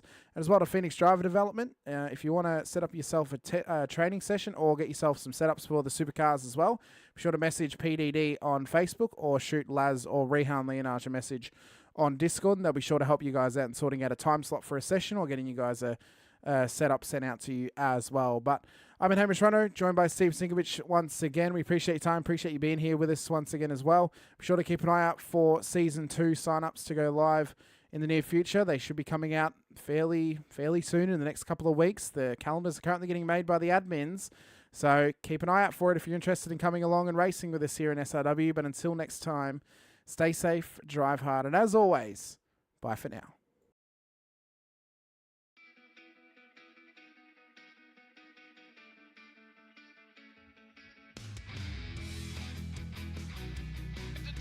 This is amazing. I was clash heads again.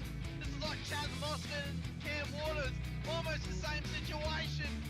Better contact going down the hill. Sam Noble wants to sniff on Dave Coleman now. Sam Noble bottle right now because tell you what, Bruce Tanak and Jamie Dyke just absolutely drove away from us.